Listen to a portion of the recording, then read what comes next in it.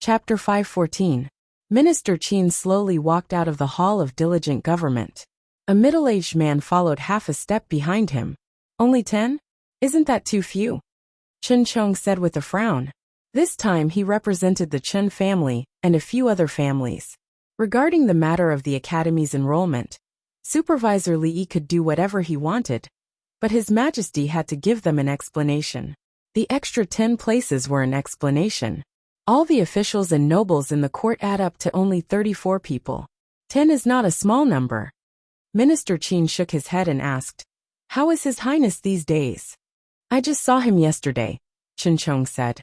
"His Highness's body is recovering well, and his personality seems to have changed a lot. According to the two eunuchs, His Highness has spent most of his time reading. When he learned about the matter of the academy, he did not have much of a reaction. His Highness has finally grown up, but it's still a bit too late." Qin Xiang sighed and said in his heart. The expression on his face was somewhat gratified, but it was more of a pity. He had never thought that the king of Shu would be a wise ruler, but he did not expect him to be so useless. Now that the Qin family was tied to the king of Shu, even he was powerless to change anything. But during this period of time, the direction of the court had begun to change. His Majesty seemed to have no intention of making the king of Shu the heir apparent. The family of generals had always been the emperor's most loyal supporters. Now, even many of the court officials who were originally inclined to the king of Shu had left them. Sometimes, he also wondered when the king of Shu had gradually fallen from having the upper hand to this state. Suddenly, as if sensing something, Minister Qin raised his head and saw a young man being led by two eunuchs toward the Hall of Diligent Government. Seeing that figure, Chen Chong's expression darkened, and a fierce light quickly appeared in his eyes. In the Hall of Diligent Government, Emperor Jing casually threw a memorial to the side and asked, "It will be August soon. If I remember correctly, Emingzu should be 18, right?" Changde stood behind him and replied, "Yes, it has been 18 years. These people are even more anxious than I am." Emperor Jing shook his head and said, "However, this matter can't be delayed any longer. Let me ask Emingzu first. An unmarried princess at the age of 18 would become a joke to the world. How could a dignified princess of a country not be able to get married? What has Emingzu been doing these 2 days?" Emperor Jing picked up another memorial, flipped through it and suddenly asked, "The princess has been going to the Imperial Physician Bureau for the past 2 days. Changde thought for a moment and added, "His Highness also questioned the midwives in the palace a few times. It seems that the Empress also participated in what the princess did." Imperial Physician Bureau. Midwife. Emperor Jing looked confused. "And the Empress?" Just as Emperor Jing finished speaking, an eunuch walked in and said, "Your Majesty, Princess Yongla requests an audience." "Imperial Father, I have something to report to Imperial Father." Emingzu handed a memorial to a eunuch. Her face looked tired. It was obvious that these 2 days were not easy. Although Emingzu was a girl, she was more concerned about the affairs of the country than the adult princes. She was also the only child who could share her worries in the affairs of the country. Seeing her serious face, Emperor Jing's expression became serious and he said, "Bring it up." Changde walked down and took the memorial from the eunuch's hand. He respectfully handed it to Emperor Jing. The memorial was not long. Emperor Jing quickly finished reading it. He closed the memorial and took a deep breath. He stood up and looked at Emingzu. He asked, "Is this true?" "The imperial physician is waiting outside the hall." Emingzu said, "Summon." "Summon the imperial physician. County Uncle Li, quickly go in. Don't let His Majesty wait." A eunuch looked at Li Yi and said with a bitter smile, "What's the hurry? Didn't you see that the imperial physician has just been summoned? His Majesty is busy now. Don't you know?" Li Yi waved his hand at him and walked to the corner of the corridor. He looked at the figure with her hands crossed in front of her chest and her back facing him. He said, "Why are you still angry? I don't want to hear it." Tortoise chanting scriptures. Princess Shaning covered her ears and shook her head like a rattle. "Who taught her this?" Li Yi's expression was a little depressed. It was hard to provoke a loli, but it was even harder to coax her. "I don't like you anymore. You should go." I don't want to see you again.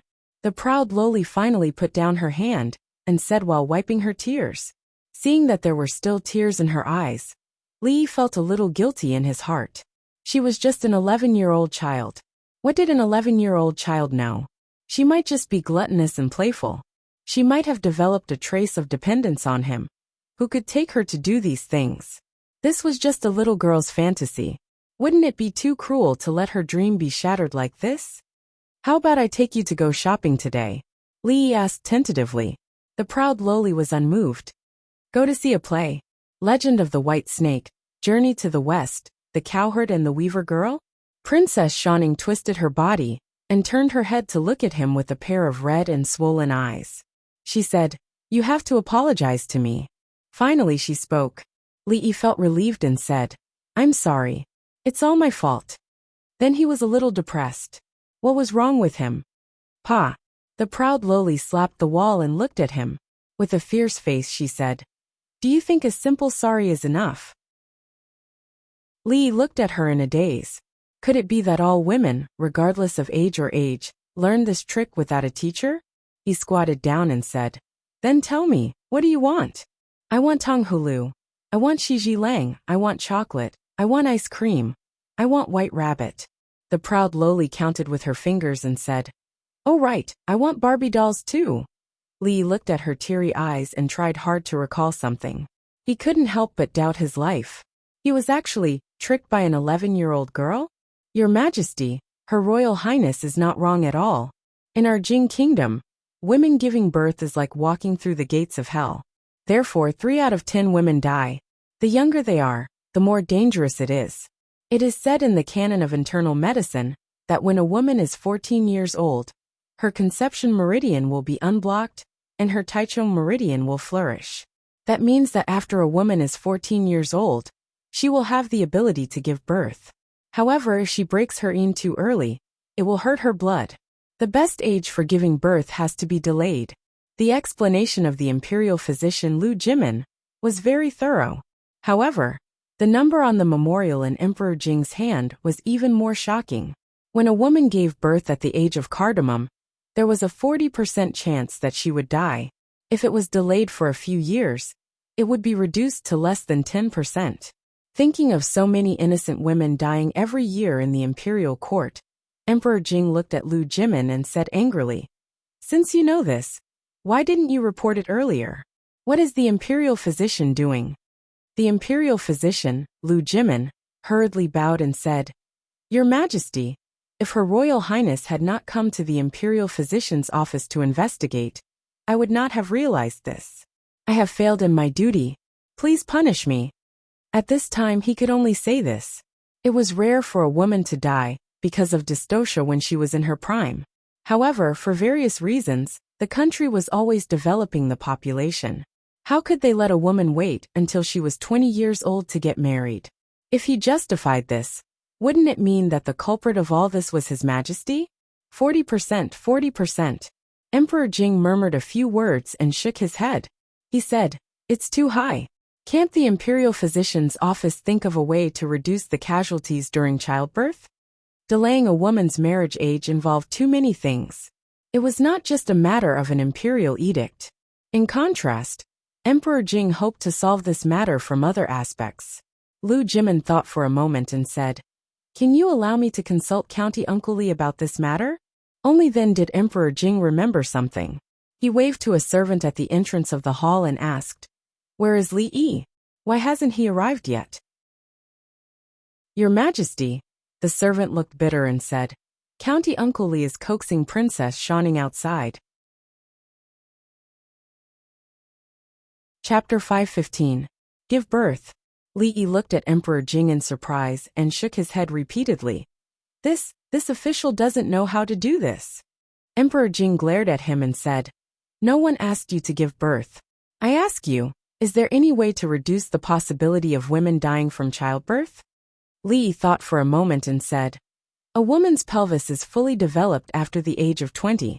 If Your Majesty delays the age of marriage for women after the age of 20, it will naturally greatly reduce the probability of dystocia. Emperor Jing frowned slightly, and Lu Jimin showed a bitter expression. Although this method was effective, it was not feasible at all. If His Majesty now decreed that women in the Jing kingdom should give birth after the age of 20, then the population of the country would definitely decline for a long time. The population was closely related to taxes, labor, and national strength. At that time, there would be no one to farm the land, and there would not be enough soldiers. How could they resist the strong enemy? A trace of disappointment appeared on Emperor Jing's face.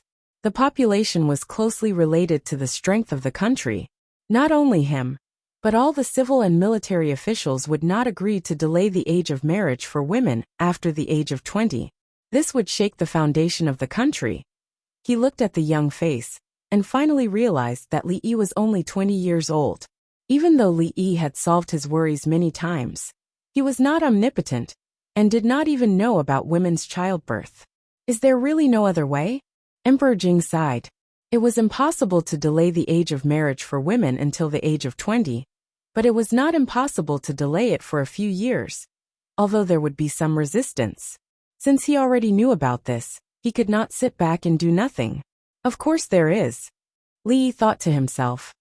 In ancient times, it's difficult to give birth at a young age is one of the main reasons.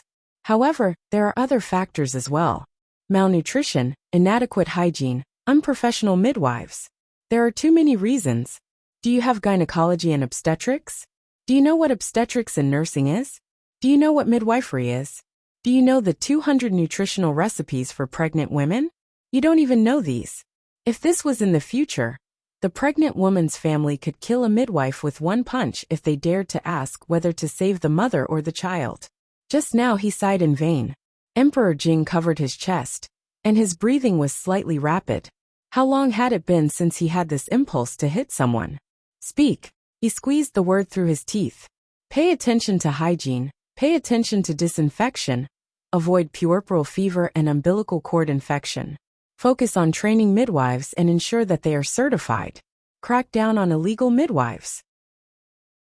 Set up a medical school outside the imperial physician's office, and set up a gynecology and obstetrics department for in-depth study of obstetrics knowledge. Imperial physician Lu Jimin secretly noted down Li Yi's words. He already knew what disinfection was. It was also used when stitching wounds. As for training midwives, was there anyone who knew how to give birth better than them? Lu Jimin turned his head and looked at County Uncle Li, who was still talking. Yes, there is. When Lord Li said that he didn't know how to give birth, he was probably just being humble. This was also in line with Lord Li's low-key temperament. As for setting up a medical school and gynecology department outside of the Imperial Physicians Bureau, no one in the Imperial Physicians Bureau seemed to know about this. However, Lu Jimin looked at Li Xianbo again. This isn't a problem either. Jingdi's mood had calmed down, but he looked a little absent-minded. Giving birth was a process of fighting against the heavens. There were examples of concubines in the palace dying because of difficult childbirth. Even 20 years ago, the empress almost died because of this. The two princes also died shortly after birth. After 20 years, whenever he thought of these things, his heart would still feel pain. If Li Yi had told him this 20 years ago, would those things not have happened? 20 years ago, Jingdi shook his head. 20 years ago, Li Minghan was still the young master of the Li family in the capital. Naturally, there wouldn't be Li Yi. This is all I know. Li Yi looked at Her Royal Highness, and secretly gave her a look. He could only help her this much. Emingzu immediately stepped forward and said, Father, although this matter is serious, there are still many women in the world who are kept in the dark. I want to hold a banquet in the palace, and invite the unmarried ladies in the capital. As women, they should know these things.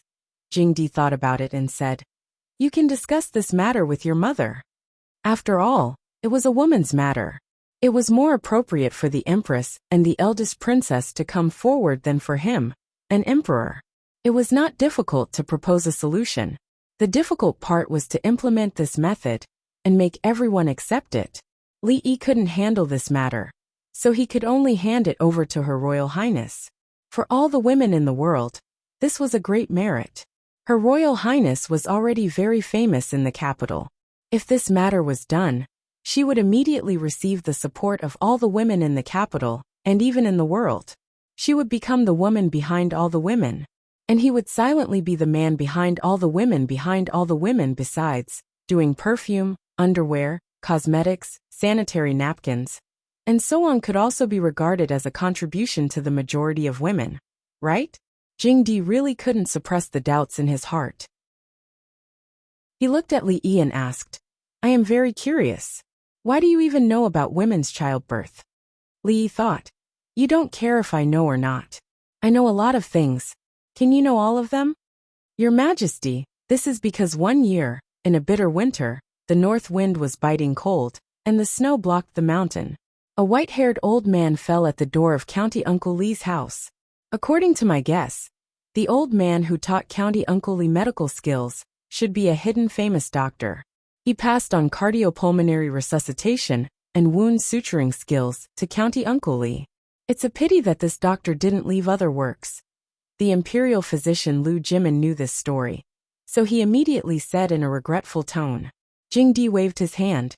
He had completely understood that as long as Li Yi couldn't have children by himself, there was nothing to be surprised about.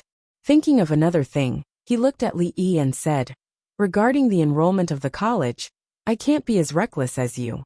The 100 people who have been enrolled can't be changed. I gave Prime Minister Qin and the others 10 places. You find a way to arrange them. Remember, don't be so obvious in the future. Li Yi thought of the Prime Minister Qin he met outside just now. Was it this matter that he had just discussed with His Majesty in the hall? 10 places? What a big appetite. There were only 34 nobles in the capital. Yet the King of Shu's faction wanted 10 more? From the fact that they could get 10 more places from His Majesty, it showed the influence of Prime Minister Qin and the King of Shu in the court. Did they want to use the College of Mathematics as a springboard and become a great help to the King of Shu after they finished their studies? If they got what they wanted, what was the point of doing all this? No, it was not fair. In order to get that test paper, he had stayed up for an hour more than usual. How many people had impeached him to get the result in the court that day? They wanted 10 places so casually. Did they really think that the college superintendent was useless? Emperor Jing looked at him and said, You are still young. It is not good to make too many enemies in the court. Li Yi nodded and said, I understand. If your Majesty has nothing else, I will leave first. Emperor Jing waved his hand, and Li Yi walked out of the hall. The next moment, he turned his head and asked, May I ask your Majesty, what if they voluntarily withdraw from the College of Mathematics? Prime Minister Qin and the others have gone through a lot of trouble for this. How could they voluntarily leave? Emperor Jing looked at him and said, If they voluntarily leave, no one can say anything. I will leave. Since that was the case, Li Yi nodded and turned to leave. Strange, he did not put forward any conditions to me. This is not like him. Emperor Jing murmured doubtfully. Then he shook his head and said, After this incident, he has become a lot calmer. Changde stood behind him and opened his mouth, but in the end, he did not say anything. After a moment, he walked out of the hall and looked into the distance. He sighed. It is too late to hide, but they just have to send themselves to the door. Why bother? Chapter 516. Setting up another academy outside of the Imperial College was definitely not as easy as the old emperor made it out to be. There were 100 students enrolled for the first time. After entering the academy, their meals, accommodation, the academy's servants, teachers, and some other facilities. Just the problem of building a house alone was not something that could be completed in a short period of time. Therefore, Li Yi had enough time to prepare. Even though he did not need to, he could start from the first grade of primary school and copy a certain edition of the mathematics textbook all the way until he graduated from high school. As for higher-level mathematics, there was no need for it for the time being. Before this, the imperial court did not pay much attention to mathematics. Those who had the title of a scholar were only limited to simple accounting. The mathematics students of the Imperial College were already considered to be very good at using the leg-raising method to calculate that the chicken and the rabbit were in the same cage. The standard of an ordinary high school student was enough for them to struggle in the imperial court. If they met someone with outstanding talent, they could learn some Olympiad mathematics and solve some practical problems. They would immediately become geniuses in the eyes of the public. Of course, they had to learn the basic symbols and algorithms such as Arabic numerals, addition, subtraction, multiplication, and division first. This task was handed over to a few professors of mathematics in the Imperial College to complete. He did not know how Li Xian's Academy of Sciences was progressing. He only knew that other than a few master craftsmen from the Ministry of Works, who were forcibly transferred there, some skilled craftsmen among the people were also attracted by the small advertisements on the city walls. For the sake of the high salary, they joined Li Xian's pirate ship. Technology was the #1 productive force, and silver was the driving force behind the development of technology. After tasting the sweetness a few times, Li Xian never used other methods to solve problems that could be solved with silver. Over the past few days, Mississippi Lu was getting busier. With her current identity and status, she rarely went up to compete with others. However, the female army of the Lu Alliance received a lot of training from her. In a few months, Yang Liaqing's abilities improved by leaps and bounds, and he rose to the middle of the heaven ranking list at an unbelievable speed. There were many new people appearing on the chivalry ranking list. Gradually, there were sex-forming groups to increase the ranking. This meant that the influence of the chivalry ranking list on the martial arts world was getting bigger. And the two words Lu Alliance also appeared more and more in the eyes of the public. In the past few days, Princess Royal had been working hard to promote the new marriage law of the Jing Kingdom. First, she started from the families of the nobles and officials. Whether they were unmarried girls or married girls, they were all inspired by her and the queen. From the top to the bottom, they began to spread the news. After all, those numbers were real. From the woman's point of view, it could only be described as shocking. Those who had given birth before knew how terrifying the process was. Those who had not given birth before were so scared that they did not dare to give birth. Even Rui was invited to the palace twice.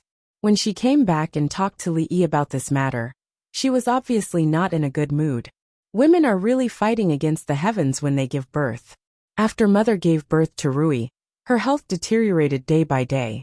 Not long after, she left us. Rui sat by the bed and looked slightly disappointed. She said, "I heard that there is already a highly skilled doctor who has provided a method to greatly reduce the damage that women suffer during childbirth. Although I don't know which highly skilled doctor it is, from today onwards, all women must remember his kindness." Li put his arm around her shoulder and said, "Who else could it be? Of course it's your handsome, knowledgeable, and proficient husband. It's just medical skills, it's nothing." Husband is joking again. Rui leaned on his shoulder and said with a smile, "How dare you doubt your husband?" Li whispered in her ear. Rui's body involuntarily shrank back. She blushed and said, "Yes, it's my fault. Husband is handsome, knowledgeable, and proficient in all kinds of skills. It's just medical skills, it's nothing."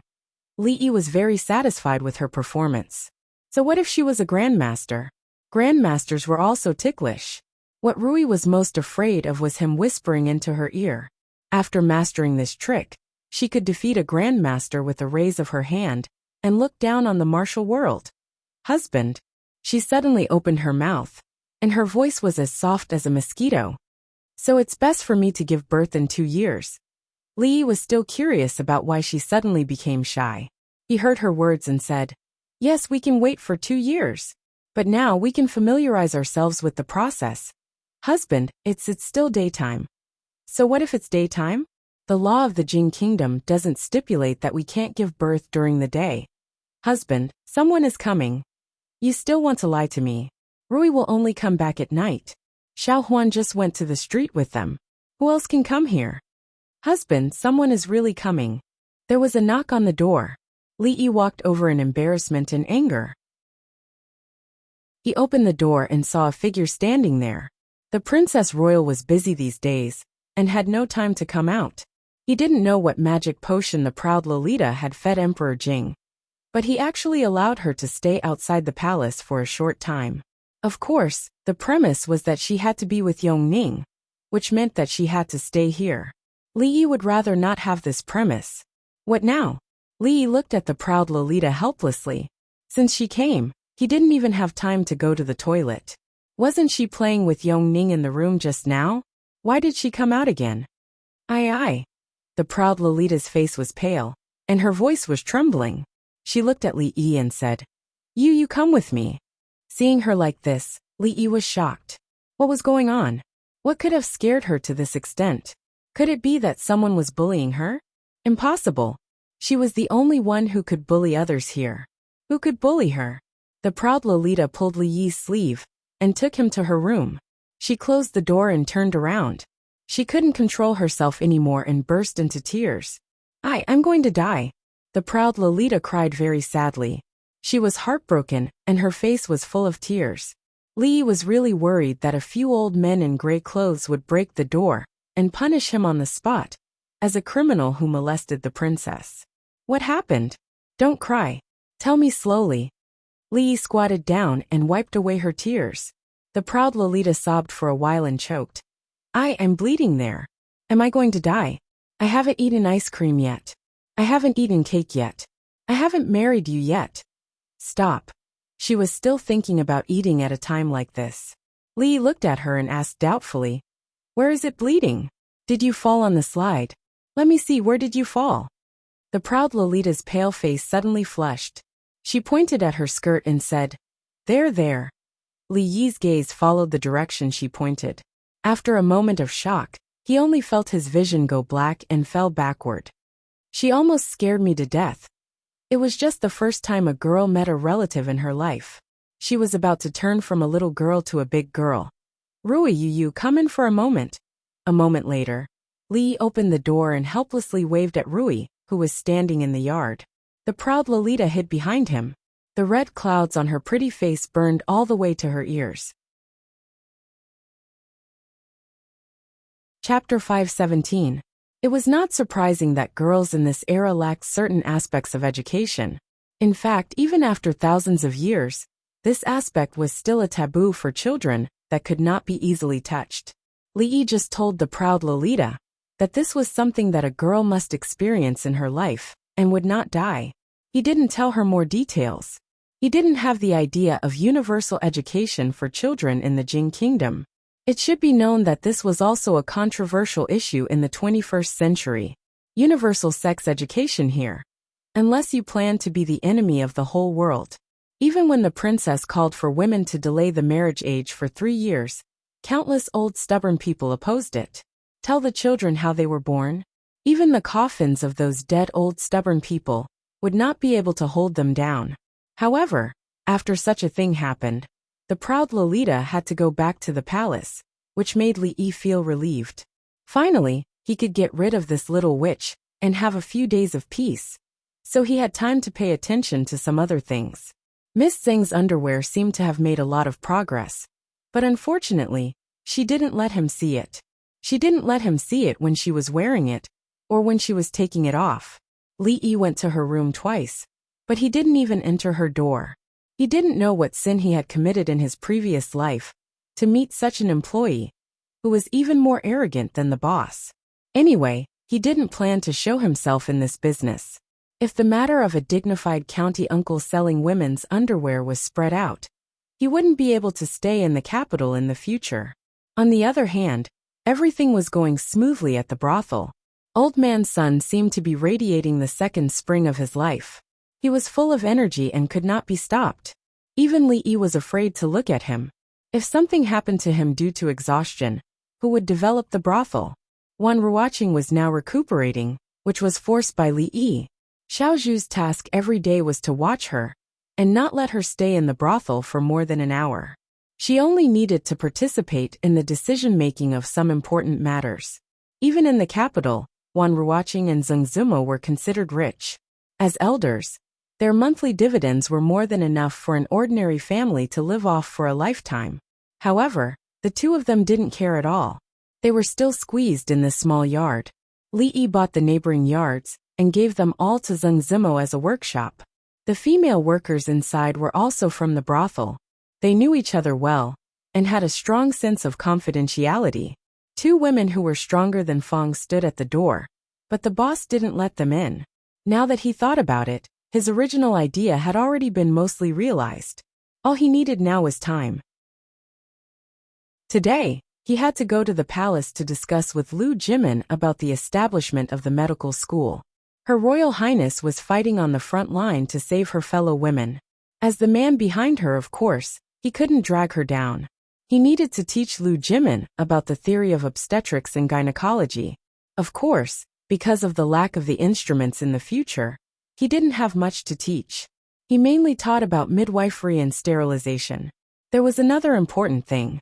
When he went out in the morning, his second uncle asked him to bring a boiled chicken from the palace. The old man's mind was always so unique. The catering bureau was the private kitchen of the royal family. Could anyone bring something from there casually? It was still early. It would be cold if he cooked it too early. He would think about it when he came out later. A moment later, in the imperial physician's office, Liu Jimin and a group of imperial physicians came out to greet him. They said with a smile, "Master Li, we have been waiting for you for a long time." Li Han had been living a comfortable life these days. He couldn't remember how long it had been since he went to arithmetic class. Every day, he only needed to read a few pages of books, and the rest of the time, he could play as he wanted. Last time, he couldn't help but point out the problem that his imperial father and the ministers didn't find, and he got a lot of rewards.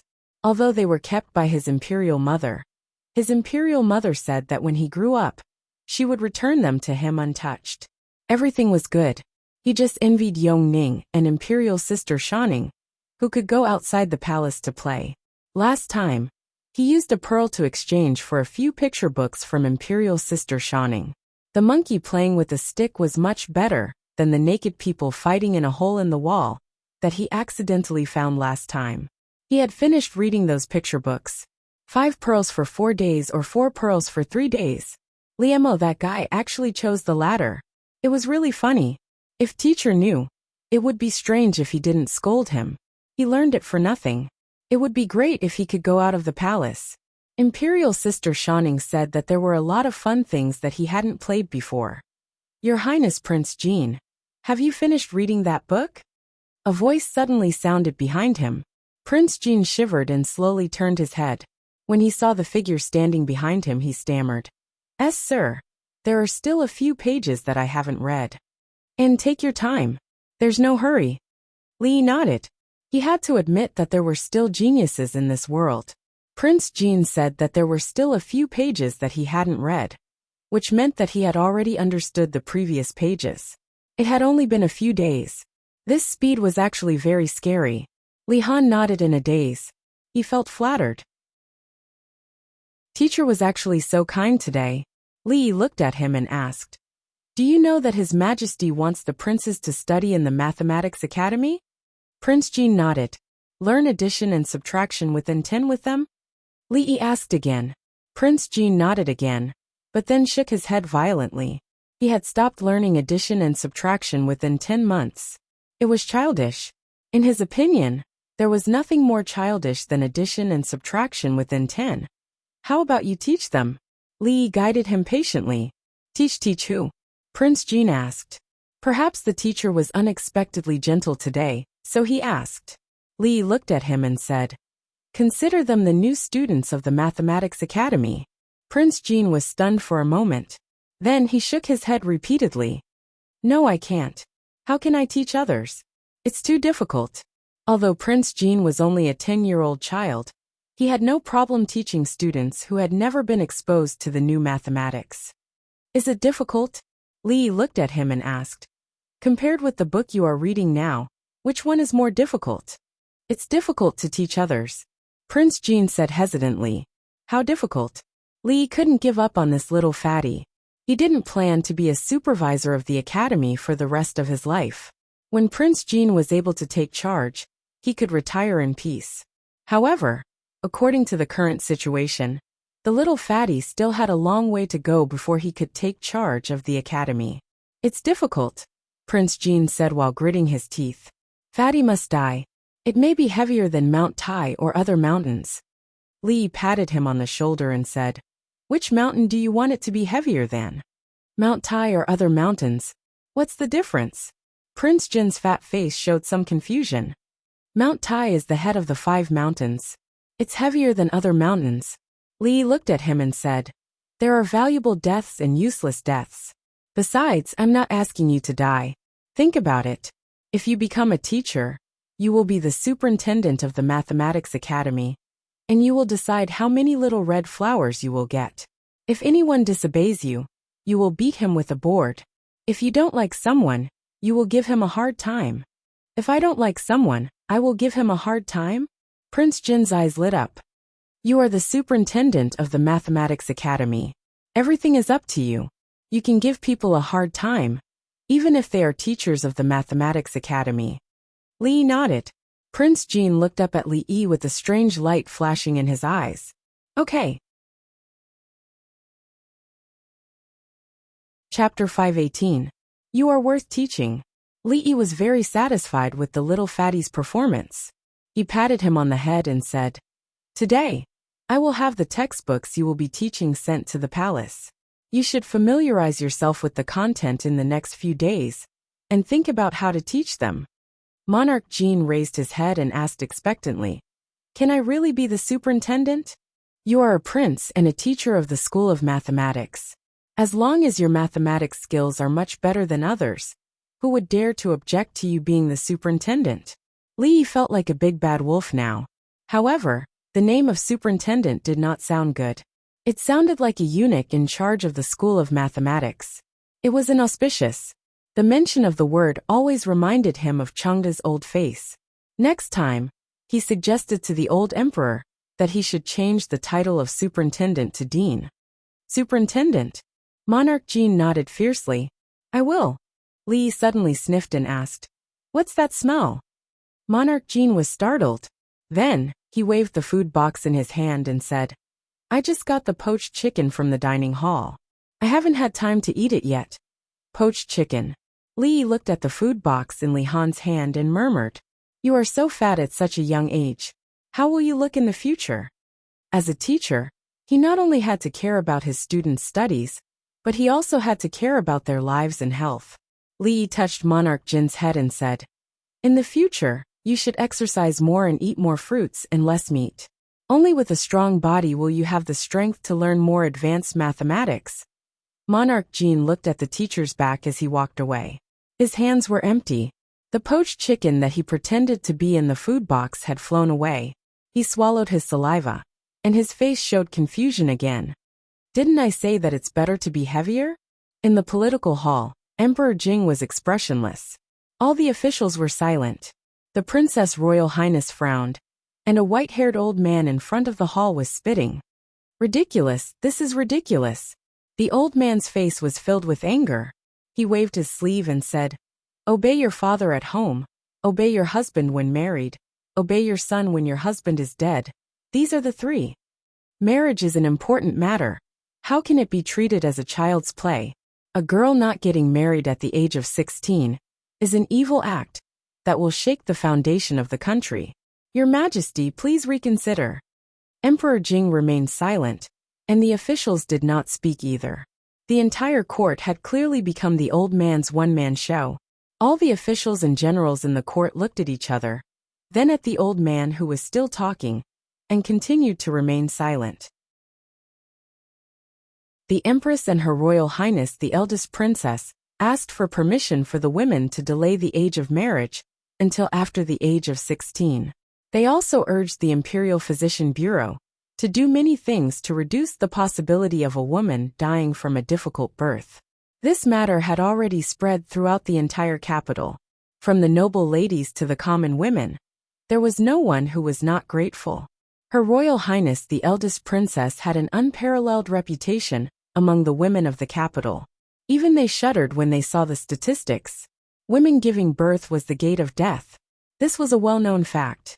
However, no one had thought that the crux of the matter was the age of childbirth. The population was important, but this matter involved the empress and the eldest princess.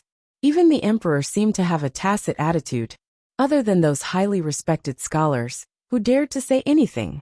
Besides, who didn't have a girl in their family? One wrong word, and the women in the family would probably rebel. Shaking the foundation of the country?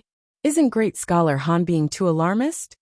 Emingzu looked at the old man and said in a cold voice, when a woman gets married at the age of 13, 3 or 4 out of 10 will die from a difficult birth. If it is delayed by 3 years, it will be reduced to less than 10%. If it is supplemented by the scientific midwifery methods of the Imperial Physician Bureau, it will be even lower. If this is carried out, how many less women will there be in the world?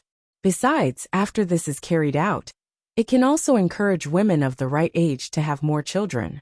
The court will give additional subsidies to increase the population.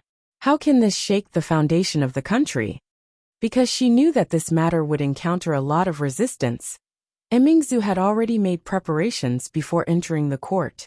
If something goes wrong without confirmation, who can bear the responsibility? Great scholar Han faced Emperor Jing and said loudly, women are not allowed to participate in politics. This is an ancestral rule. How can women talk nonsense in the court? Mingzhu's expression gradually turned cold. She asked, Great scholar Han, do you want to disregard the lives of the young women of the Jing kingdom? The old man said passionately, men are the masters and women are the assistants. It is the duty of a woman to bear children for her husband and carry on the family line for her husband. The royal family should set an example for the world. Why is Her Royal Highness unmarried at the age of 18? Is this the example of the royal family? One was the eldest princess of the court, and the other was a famous scholar. The two of them opposed each other fiercely and did not give in to each other. The court officials looked at each other. Although the princess was a woman, she did not lose to a man in terms of toughness. Great scholar Han was also famous for being stubborn. He had repeatedly obstructed the emperor's new policies. Even the 2 prime ministers lowered their heads and did not speak. There was no one else who dared to reprimand the royal family in the court like this except for him. Are you saying that I, a woman, was born to be a tool to carry on the family line, and a woman's life is not important? Mingzhu's eyes flashed coldly as she looked at the old man and asked. The old man said righteously, for the sake of the country, what's wrong with making some sacrifices? Old thing, say one more word. Under the gaze of Emperor Jing and the officials, the eldest princess pointed at Great Scholar Han's nose and said something that made everyone dumbfounded. Great Scholar Han's face was pale, and his lips were trembling. As a great scholar, he was called an old thing by a princess in front of the emperor and the court officials. Among the great scholars of the Jing kingdom, besides him, who else had such treatment? As a princess, how can you say such filthy words? His body was trembling, and his voice was also trembling. Her Highness did not say a word, and walked straight to Great Scholar Han's side. Emperor Jing's expression suddenly changed, and he said, quickly stop Emingzu. By the time they realized that something was wrong, the guards had already come in from outside the door. Everyone knew Her Highness's temper. Although she was usually gentle and humble, if she was really angry, it was possible that she would kill Great Scholar Han with a sword in the court. Fortunately, weapons were not allowed in the Golden Hall. A guard stood in front of Emingzu and said in panic, Your Highness, you can't. Then he stopped in his tracks, as if he remembered something, and looked at the saber at his waist. Coincidentally, Emingzu also looked in that direction. Swoosh! A silver stripe flashed, and the court officials only saw a bright light in front of them. Great Scholar Han fell to the ground on his butt. His hair was messy, and his bun was untied. His white hair danced in the air. Some of the court officials' legs were already trembling. Her Highness, she really dared to do it. Although she only chopped off Great Scholar Han's hair. This was the Golden Hall. Emperor Jing stood up from the dragon throne, rubbed his eyebrows and said, We will discuss this matter tomorrow. Someone come, take Her Highness away, and summon the imperial physician. Great Scholar Han was supported to the imperial physician's office, and Her Highness was also taken away. It was not wrong to use weapons in the court, and behead was not an exaggeration. However, the person who did it was Her Highness, so the result was different. Great Scholar Han did not think through his words just now. Women were only tools to carry on the family line. So a woman's life was not important? Her Highness was not a woman. Her Majesty the Empress was not a woman? Great Scholar Han's mother was not a woman? No one knew how His Majesty would punish Her Highness, but Great Scholar Han's nightmare had just begun. Thinking of Her Highness's influence among the women in the capital, everyone's heart trembled. Emperor Jing's face was gloomy, the officials whispered, and the censors rubbed their palms. The court was in a mess because of Her Highness's stunning saber strike. Pfft! Li Yi spat all the water in his mouth onto Li Xian's face. He asked in shock, "What did you say? Emingzu killed Great Scholar Han in the court?" Chapter 519. I didn't chop him to death. Li Xian shook his head and said, "It's just a rumor. I didn't see it with my own eyes. It's said that Great Scholar Han dodged quickly and only cut off some of his hair. He was not injured, but he was scared. I heard that he peed his pants." "Dodged quickly?" Li Yi shook his head. If Emingzu really wanted to chop an old man, who couldn't even walk properly, how could he dodge it? He looked at Li Xian again and asked, "Is he really a great scholar to say that in front of so many officials?" Li Xian thought about it and said, "Great Confucian Han has some knowledge, but he's very stubborn and inflexible. He's conservative and has criticized Uncle Huang's decrees many times. Although it was proven that he was wrong in the end, this bad habit of his never changed. But this time he obviously chose the wrong person. You don't know that when King of Shu and several princes were young, they secretly cut off a strand of Mingzhu's hair. She broke 2 of King of Shu's ribs in front of concubine Cui. None of those princes were left behind. They still avoid her when they see her." Li Yi shook his head. Even an old man had to be smart. It was normal for women to have a low social status in this society, but not everything could be said. In order to control her marriage, Her Royal Highness had just awakened her feminist consciousness. She would kill anyone who stood in her way. The old man actually dared to mention why she was not married in the court. Wasn't he tired of living? It seemed that the level of the great scholar in the Jing kingdom was really uneven. It was not that one could be called a great scholar after reading more books and being a little older. They should really set up an assessment system for the great scholar. Those who were unqualified would have their licenses revoked. Those who didn't have a license would have been arrested. And those who had a license would have their licenses revoked again. Where's the princess? She hasn't been arrested and sent to the Supreme Court, has she? Li Yi turned to ask Li Xian. The social impact of attacking a great scholar in the Golden Palace in front of the emperor and all the civil and military officials was too serious. It was much more serious than the last time he beat King of Shu. Li Xian shook his head and said, "No, Uncle Huang grounded her in the Morning Dew Hall." Li Yi was stunned. Wasn't the Morning Dew Hall Mingzhu's bedroom? What was the difference between this and no punishment? Is there no objection from the imperial court? Yes, the imperial court is about to fall into chaos. Li Xian said helplessly. The eldest princess of a country injured someone in the Golden Palace.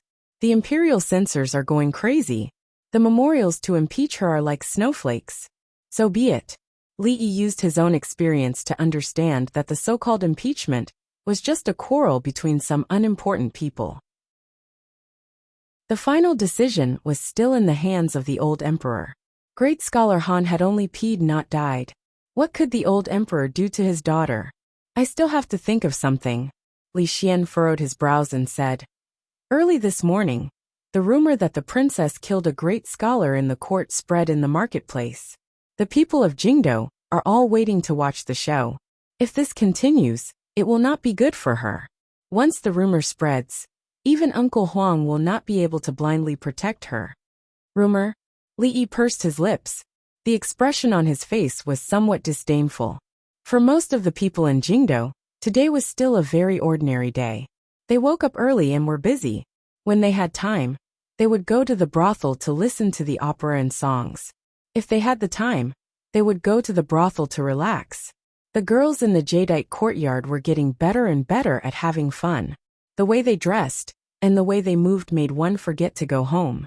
If it weren't for the explosive news from the palace, this kind of ordinary life would continue.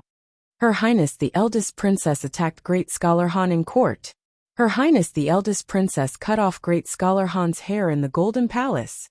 Her Highness the eldest princess cut off Great Scholar Han's head in front of the emperor and all the officials in court. Her Highness the eldest princess killed Great Scholar Han in court this morning. News related to the royal family had always been the focus of the people's attention. When this news came out, the entire Jingdo immediately went into an uproar. It was impossible for ordinary people to come into contact with the affairs of the royal family and the royal family. Once the words princess, court, and murder were spread, it became #eldest princess murder in court hashtag. With its own repost topic, it instantly spread throughout Jingdo. This must be fake. Murder in court? How is that possible? That's right. How could the eldest princess murder someone? Her Highness defeated the people of the Qi kingdom last time. She has brought honor to our Jing kingdom. But how could the news from the palace be fake? I heard that the princess has been locked up. The censors are all frantically impeaching her. No, I still don't believe it. I have to go to the brothel and ask. The status of the eldest princess in the hearts of the people was higher than that of most of the princes. As the only woman among the three heroes of Jingdo, she had crushed the conspiracy of the people of the Qi kingdom and saved the face of the country. Her outstanding strength, beauty, and wisdom had attracted countless fans in Jingdo. Although the news was explosive, and the news of the eldest princess killing someone had spread like wildfire, the people in Jingdo were generally of a higher quality. They would have their own judgment when they encountered something, let alone such a thing that sounded like a fantasy story. For them, how to distinguish between rumors and facts? They only needed to go to the brothel and listen. We don't produce rumors, we're just the transporters of facts. This was the principle of some of the brothels in the capital. Compared to the black brothels that talked nonsense and used rumors and sex to attract people, those brothels were simply a clean stream. Because they never believed in rumors and didn't spread rumors, the storytellers often criticized the evils of the times with reason and evidence. Gradually, they gained the trust of the people in the capital. Not long after, someone came out of the brothel with a look of realization on his face. So that's how it is. Great Scholar Han didn't die. He just wet his pants out of fear. Her Highness did use a knife. But, if she was a woman, she probably couldn't help but hack that so-called great scholar to death, right? No matter what, it is taboo to use weapons in the court. Her Highness is in big trouble this time. Rumors were rumors after all. Some people came out of the brothel. And at the same time, some people learned the truth from other channels. Great Scholar? How dare he say such things? Her Majesty the Empress is also a woman, and so is Great Scholar Han's mother. Does he have the guts to say such things in front of them? A tea seller on the street shook his head and said, "Damn it, Her Majesty the Divine Empress is also a woman. How dare that Han insult Her Majesty?" On the street, a young man in ragged clothes, but with a sharp gaze cursed in a low voice. Why do I feel that he is right? What are women for if they don't bear children? In a butcher's shop, the butcher had just said one sentence when he felt a sharp pain in his waist. He was kicked out of the shop. The ground shook a few times, and the mountain-like woman walked out of the shop with a furious expression. "You heartless person. So this old lady was born to bear children for you." The butcher's expression changed a few times, and he hurriedly explained, No, listen to my explanation." I won't listen. The woman shook her head fiercely, and the flesh on her body trembled. She angrily cursed. "This old lady's life isn't important. This old lady will sit on you and kill you." The ground shook again, and the surrounding men suddenly found it difficult to breathe. Their lips were dry, and their faces turned pale. Chapter 520. Tell me, how could Her Royal Highness kill people? Is she still a woman? The hunchbacked old woman walked along the wall with a basket in her hand. She shook her head and sighed. She had just heard the news when she was buying groceries. She heard that people's heads were chopped off and rolled a few feet away. Even Qin Xiang's face was covered in blood. It was scary just thinking about it. When she walked to a certain place, she was blocked by the crowd. She saw a group of young girls gathered around the wall. They stuck their heads out and chattered about something. What's going on? The old woman pulled a young woman and asked. It's Grandma, son. The young woman looked inside and said, it's the government's notice. It says that it's best for us women to have children after the age of 16. Otherwise, it's easy to have a difficult birth. I heard that 3 out of 10 women who have children at the age of 13 or 14 don't survive. The woman touched her chest and said with lingering fear, isn't that right? I remember when I gave birth to our Ming-er, I was only 14. I was half a step into the gates of hell. It wasn't easy to save my life, and I was sick for half a year. Look at that girl from the Chen family. She only got married at 18, and only gave birth 3 years after she got married. She was laughed at because of this, but other people can walk the next day after giving birth. Her Royal Highness is still the best. She spoke for us women. She said that we can only get married after the age of 16, so that we can have a good birth. She also asked the imperial doctor to help us think of a way. In the future, it won't be so scary to have children. Unlike that guy surnamed Han. He said that the role of us women is to give birth to children. Her Royal Highness was so angry that she took a knife to scare him. She was even locked up by His Majesty. Tell me, why is there no reason for us women in this world? She wanted to say something more, but was pulled by the people next to her. A woman came over and whispered, don't talk too much, Grandma son. Grandma son's 13-year-old daughter died a few days ago due to a difficult birth. Ah! The woman's expression changed, and she didn't dare to speak anymore. The old woman stood there in a daze. The basket in her hand fell to the ground. After a moment, a cry suddenly came from the crowd. My poor Lian. My Xiaofeng just got pregnant a few days ago. She's only 13. At the edge of the crowd, another woman's expression changed. For the men of the capital, today was destined to be an unforgettable day. He did not know why his wife, who was usually gentle and virtuous, had a sorrowful expression on her face today. She did not speak much. She was usually irritable and easily angered, but today, she became even more severe. If she did something wrong, she would be reprimanded, and if it was serious, she would be beaten and scolded. Rumor had it that Butcher Zhang, who lived in the east of the city, was straddled by his fierce wife on the street. Butcher Zhang's wife was even sturdier than his family's pigs. Rumor had it that old Zhang fainted on the spot, and was now clamoring to divorce his wife. Also, when a group of women walked past the door just now, the old woman who was walking in front was crying, and saying something like, Old thief Han, give me back my daughter. Those women were all panting with rage, and they didn't look like they were easy to deal with. What were they doing? Could it be that old thief Han had defiled this old woman's daughter, and she was going to go to his door to seek justice? This was really going to be a good show to watch. Thus, many people walked out of their homes and followed those women. In the indoor playground of the Li residence, Fong was bare-chested, and with one hand, he was rocking the improved rocking car. His face was not red, and he was not panting. The palace guard outside the door stared at him with his eyes wide open. He had tried that thing before, and it required 2 hands to swing it with great difficulty. It didn't take long before he couldn't stand it anymore. But this man, this arm strength, if he were to hit him with a punch, even a black bear would die. Fong had been rocking the rocking car with one hand for almost an hour. This was his daily homework. Even if the little girl wasn't here, he could casually throw a heavy object on the car, and he would be rocking it for several hours. At this moment, the expression on his face was somewhat gloomy. His wife, Old Sue's wife, and a few others went to the streets to buy jewelry. And when they came back, it was as if they had changed into different people. The way they looked at him was a little strange. If he hadn't sneaked away early, he would have been chased out of the house by his wife with a broom in hand, just like Old Sue. Could it be that she found out that I hid some money to buy bracelets for Little Red?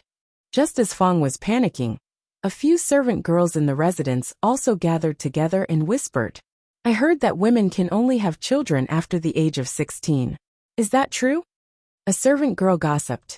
Another servant girl curled her lips and said, Nonsense. I have a distant cousin who got married at the age of 13 and gave birth a few months later. Is it okay? I heard that it's not good for women to have children too early, and it's easy for them to suffer from chronic diseases, a servant girl said. That servant girl shook her head and said, the chronic diseases didn't. It's just that she died because of a difficult birth. Xiao Huan hid behind them with a pale face. Hearing this, she couldn't listen anymore. She coughed lightly and said, what are you all doing here? Hurry up and go to work. If you continue to be lazy, your pay will be deducted. The servant girls were already familiar with this lady's servant girl and knew that she was just scaring them. Xiao Qing, who was bold, went over and whispered, Sister Xiao Huan, when do you think our Lord Zhu will take you in as a concubine? What are you talking about? Xiao Huan's pretty face blushed. She grabbed the corner of her clothes and said shyly, I will only be 16 in a few months. Her Royal Highness was grounded in the Morning Dew Hall and couldn't step out of the hall. Li Yi stood at the door of the Morning Dew Hall. When he was about to enter, he was stopped by the guards at the door. Apologies, County Uncle Li. Her Royal Highness is still grounded. No one can enter. The guard's attitude towards him was still very good. Can't you make an exception? Li Yi took out the Secret Intelligence Division sign and said, Apologies, sir. This subordinate really can't let you in. The guard smiled bitterly. All right then. Li Yi waved his hand. He was only a small guard and considered his subordinate. It was better not to make things difficult for him. Not long after, the guard's expression was troubled. Princess, Her Royal Highness, you. The proud Lolita raised her little face and said, I can't go in. Yes. The guard weighed in his heart whether he could afford to offend this young lady or not. In the next moment he immediately nodded. His Majesty only grounded the eldest princess. He didn't say that others couldn't visit. In principle, even if he let Princess Shining in, it wouldn't be disobeying orders. As soon as he turned around he saw Li Yi, who had his arms crossed and was looking at him with a mocking expression. Grounded? Li Yi looked at the guard. No one can go in. The guard's face was full of embarrassment. Seeing that Li Yi had already walked into the hall, he hurriedly said, Sir, you can't take this wine in. Is this wine? Li Yi glanced at him and said, This is a new perfume. It's for Her Royal Highness to try. The guard watched him walk in, and his expression became even more bitter. With such a prodigal woman at home, when would she release a new perfume? What flavor it would be, how much it would cost, and how much he could save from the membership price. Didn't he know? Besides, who would use a wine jar to contain perfume? To say the least, he was carrying something wrapped in lotus leaves in his other hand. The fragrance could be smelled from afar. Who would dare to say that it wasn't the beggar's chicken that was popular in the capital a few days ago? In the spacious courtyard of the rear hall of the Morning Dew Hall, Princess Royal Highness was dressed in a slim suit, which undoubtedly revealed her exquisite figure. Even Li Yi couldn't see the sword dance in her hand. Her movements were smooth and casual, and she didn't seem to be grounded at all. Seeing Li Yi come in, she put down her sword and walked straight over. She took the wine jar in his hand, opened it, and raised her head to drink it. It's not easy to take egg fried rice. Just make do with it. Li Yi tore off a chicken leg and handed it to her. The other one had already been snatched by the proud Lolita, since she learned from Li Yi that she wouldn't get fat no matter how much she ate these days. Her mouth was rarely idle.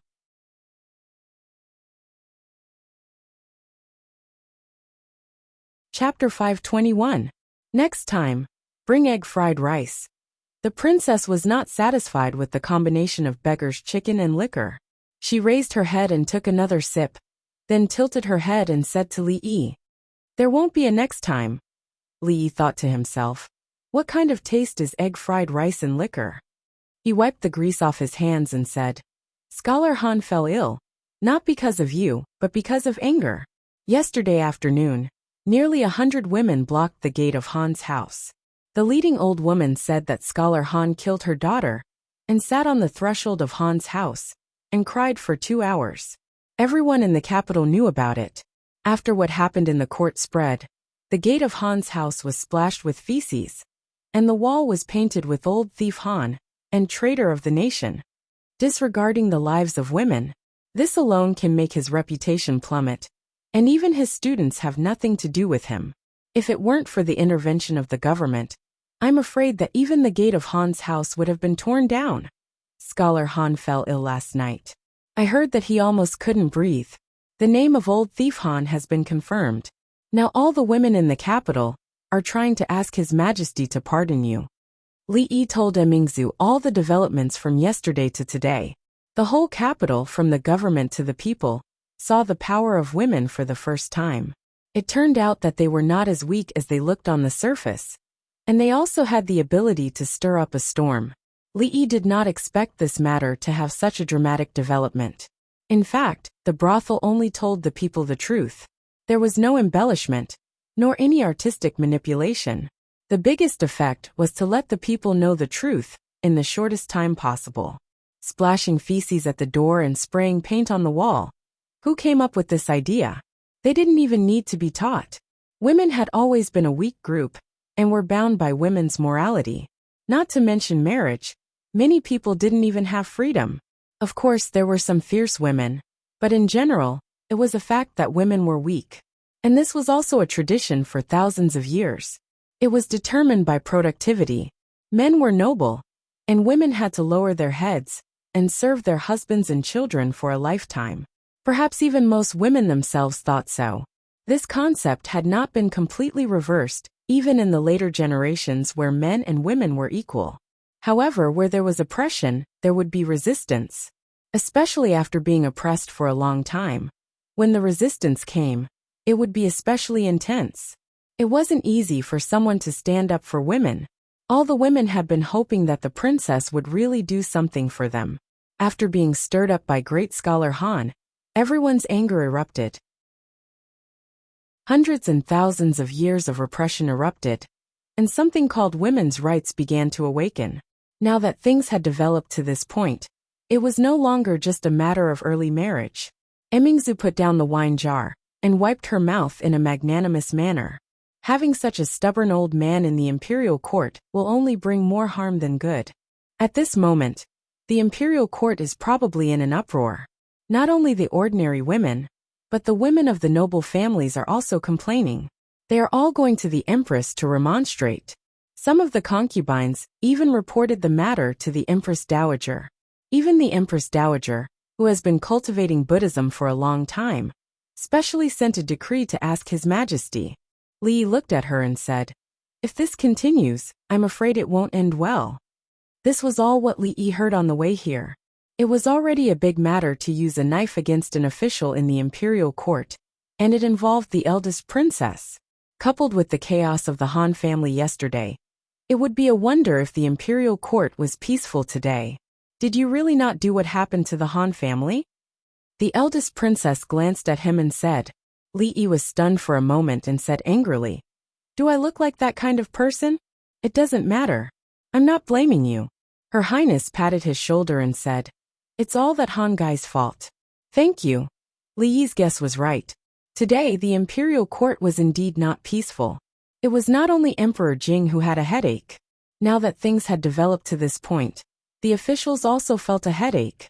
In just one day, the entire capital was in chaos. Rumors were everywhere, and the people were angry. How His Majesty punished the eldest princess was no longer the important point. The important point was that if this went on, something big would happen. An old man held a ceremonial tablet and said righteously, "Your Majesty, the eldest princess has no regard for the law. In the imperial court, she publicly committed violence and assassinated an official in front of the civil and military officials and His Majesty. This behavior is so vile that it will not appease the people if she is not severely punished." All the officials shook their heads. Even now he was still holding on to this matter. Did this old man not understand the situation? Great scholar Han had already been cursed by the people. The problem now was not how to punish the eldest princess, but how to appease the people's anger. Great scholar Han's words yesterday had completely pushed the imperial court to the opposite side of the people. The purpose of women's existence was to give birth? The lives of women were not important? Otherwise, Why would the imperial court insist on early marriage and early childbirth, knowing that women could easily die from dystocia if they married early? Did the imperial court not see women as human beings?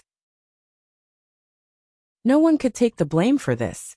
They could not, and His Majesty could not. Now it was only the capital. After a few days, when the news spread to the other counties, the impact would be even greater. At that time, it would really be chaos. Didn't he see that even the imperial censors had calmed down and didn't mention the matter of the eldest princess anymore? At this delicate moment, if this old official still couldn't understand the situation, then official Han would be a good example. Deputy Minister Ma stood in the crowd and lowered his head in silence. Not only him, but all the censors in the imperial censor had been given a death order.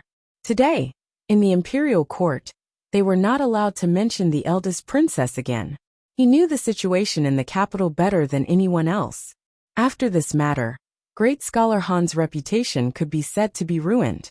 The status of the eldest princess in the hearts of the people of the capital, especially the women, had long reached a new height. Whoever held on to this matter would be like great scholar Han, nailed to the pillar of shame by the people of the capital. He did not want to experience the feeling of being hated by the people a second time. Just when the court officials were abnormally quiet, a figure walked out. Your Majesty, the only thing we can do now is to appease the people first, then we can discuss other things. Prime Minister Qin raised his head and slowly said, Prime Minister Qin's words are reasonable. I second it. The old man who had just spoken had long been forgotten. After Prime Minister Qin took the lead, the court officials stood up one after another. They avoided talking about the eldest princess and pulled the topic back to the main point they should be concerned about. Emperor Jing took a deep breath. Regarding this matter, my dear officials, do you have any suggestions? I think that the eldest princess's remonstrance yesterday was very reasonable. Prime Minister Qin said, although it is important to increase the population, we cannot disregard the lives of women because of this. Moreover, Her Highness has already given us a way to solve both problems. The people of the capital are already angry, and the implementation of this system cannot be delayed. Prime Minister Qin and Prime Minister Shen were the heads of all the officials. Prime Minister Shen was low-key and rarely spoke out unless it was a big matter. Most of the officials followed Prime Minister Qin. Following the Prime Minister, they would not make a big political mistake, right? As soon as Prime Minister Qin said this, countless people agreed. Seeing that everyone seemed to have a tacit understanding to avoid the eldest princess, it was indeed not the right time to mention it again. Emperor Jing, who originally wanted to easily let this matter go, had no choice but to suppress this idea.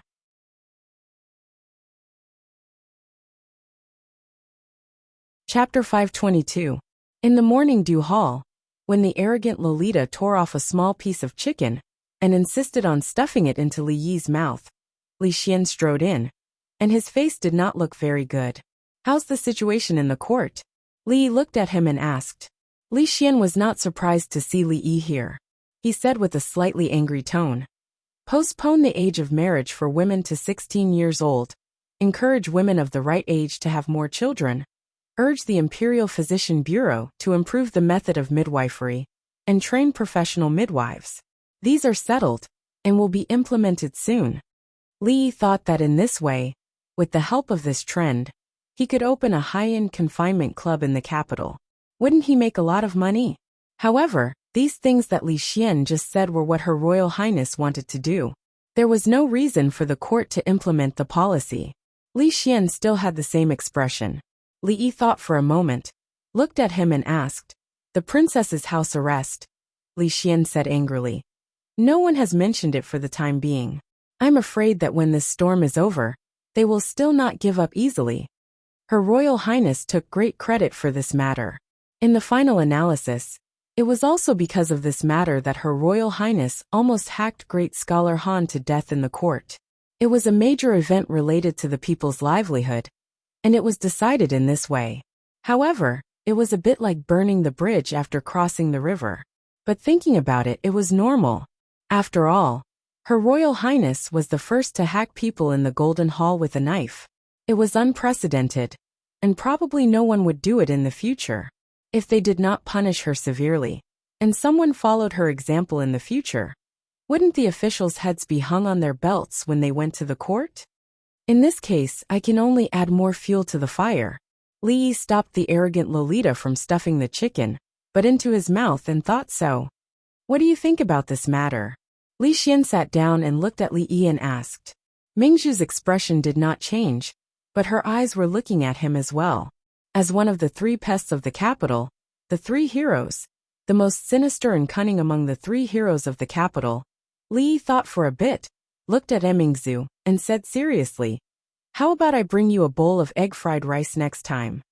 The capital had not been peaceful for the past 2 days. County Magistrate Liu, who had just been promoted to the capital magistrate not long ago, was having a headache. Just now, a yamen runner came to report that there were 2 in-laws in the eastern part of the city, fighting over their children's marriage, and the matter was brought to court. Since yesterday, this was already the 5th case of in-laws turning against each other. The cause of the case was surprisingly the same. The bride said that her daughter was too young and wanted to wait for 2 to 3 years before getting married. Naturally, the groom did not agree. The betrothal gifts had already been given, and they were just waiting for the bride to marry. What was the meaning of delaying the marriage for 2 to 3 years? If the news got out, where would they put their faces? The bride also had a legitimate reason. The imperial court had said that 3 out of 10 women would not survive if they gave birth at the age of 13. My daughter is only 13 this year. If you want my daughter to marry the groom, it is equivalent to asking my daughter to die. No matter what, she is my daughter. If anyone wants to hurt her, I will scratch him to death. County Magistrate Liu touched the fingernail mark on his neck and gasped in pain. This was the result of the fight between the 2 families in the court yesterday. He went up to persuade the 2 families, but was accidentally scratched by the shrew. At night, when he was being intimate with his wife, he explained for a long time. He didn't know why, but she, who was always reasonable, became extremely grumpy these days. Not only did she not believe him, but she also framed him by saying that it was the evidence of him going out to flirt. County Magistrate Liu had no choice but to scratch himself again to show his innocence. Even now it was still burning. He began to miss the days when Liu Yi was here. How could he deal with such a small matter? The imperial court is about to issue a law. From now on, women in our Jing kingdom can only get married at the age of 16. Those who violate this law are disobeying the imperial court and the law. Ordinary people couldn't stand this kind of intimidation. After saying these words, the groom left dejectedly. The bride, on the other hand, beamed with joy and shouted that she was just and honorable, which slightly comforted County Magistrate Liu. He let out a long sigh. From the perspective of justice, the imperial court's action was good, but the real trouble was just beginning. Delaying the earliest date for a woman to get married at the age of 16 also meant that those poor families also had to raise their daughters to the age of 16. For them, this undoubtedly increased a lot of burden. How many of those people at the bottom of the social ladder would treat their daughters as real people? The imperial court's action was still thoughtless. Not only that, besides the unstable feelings of the people, there were also some aspects of the capital that had become somewhat abnormal. Behind the chaos, there seemed to be an invisible hand pushing things forward, causing people to be alarmed. The inexplicable disappearance of people in the capital, the abnormalities of several dozen families in a village outside the city, the mysterious divine empress, returning to the rear hall. County Magistrate Liu paced back and forth for almost an hour. He didn't even pay attention to the concubine that came to him of her own accord. After thinking for a while, he raised his brush and began to write on a booklet. The matter of the divine empress appearing a few days ago has already been widely spread among the believers, causing them to be even more pious. In an ordinary courtyard outside the capital, a purple-clothed man had a faint expression of excitement on his face. He said to the middle-aged Taoist nun, "In these past 2 days, my religion has gained more than 100 believers. From this, it seems that the great rise of the holy religion is just around the corner." "Very good." The middle-aged Taoist nun nodded and said, But we can't be too ostentatious. This is the capital. If we were to arouse the alarm of the Jing Kingdom's imperial court, there would be countless troubles. This subordinate understands. The purple-clothed man bowed and said these words.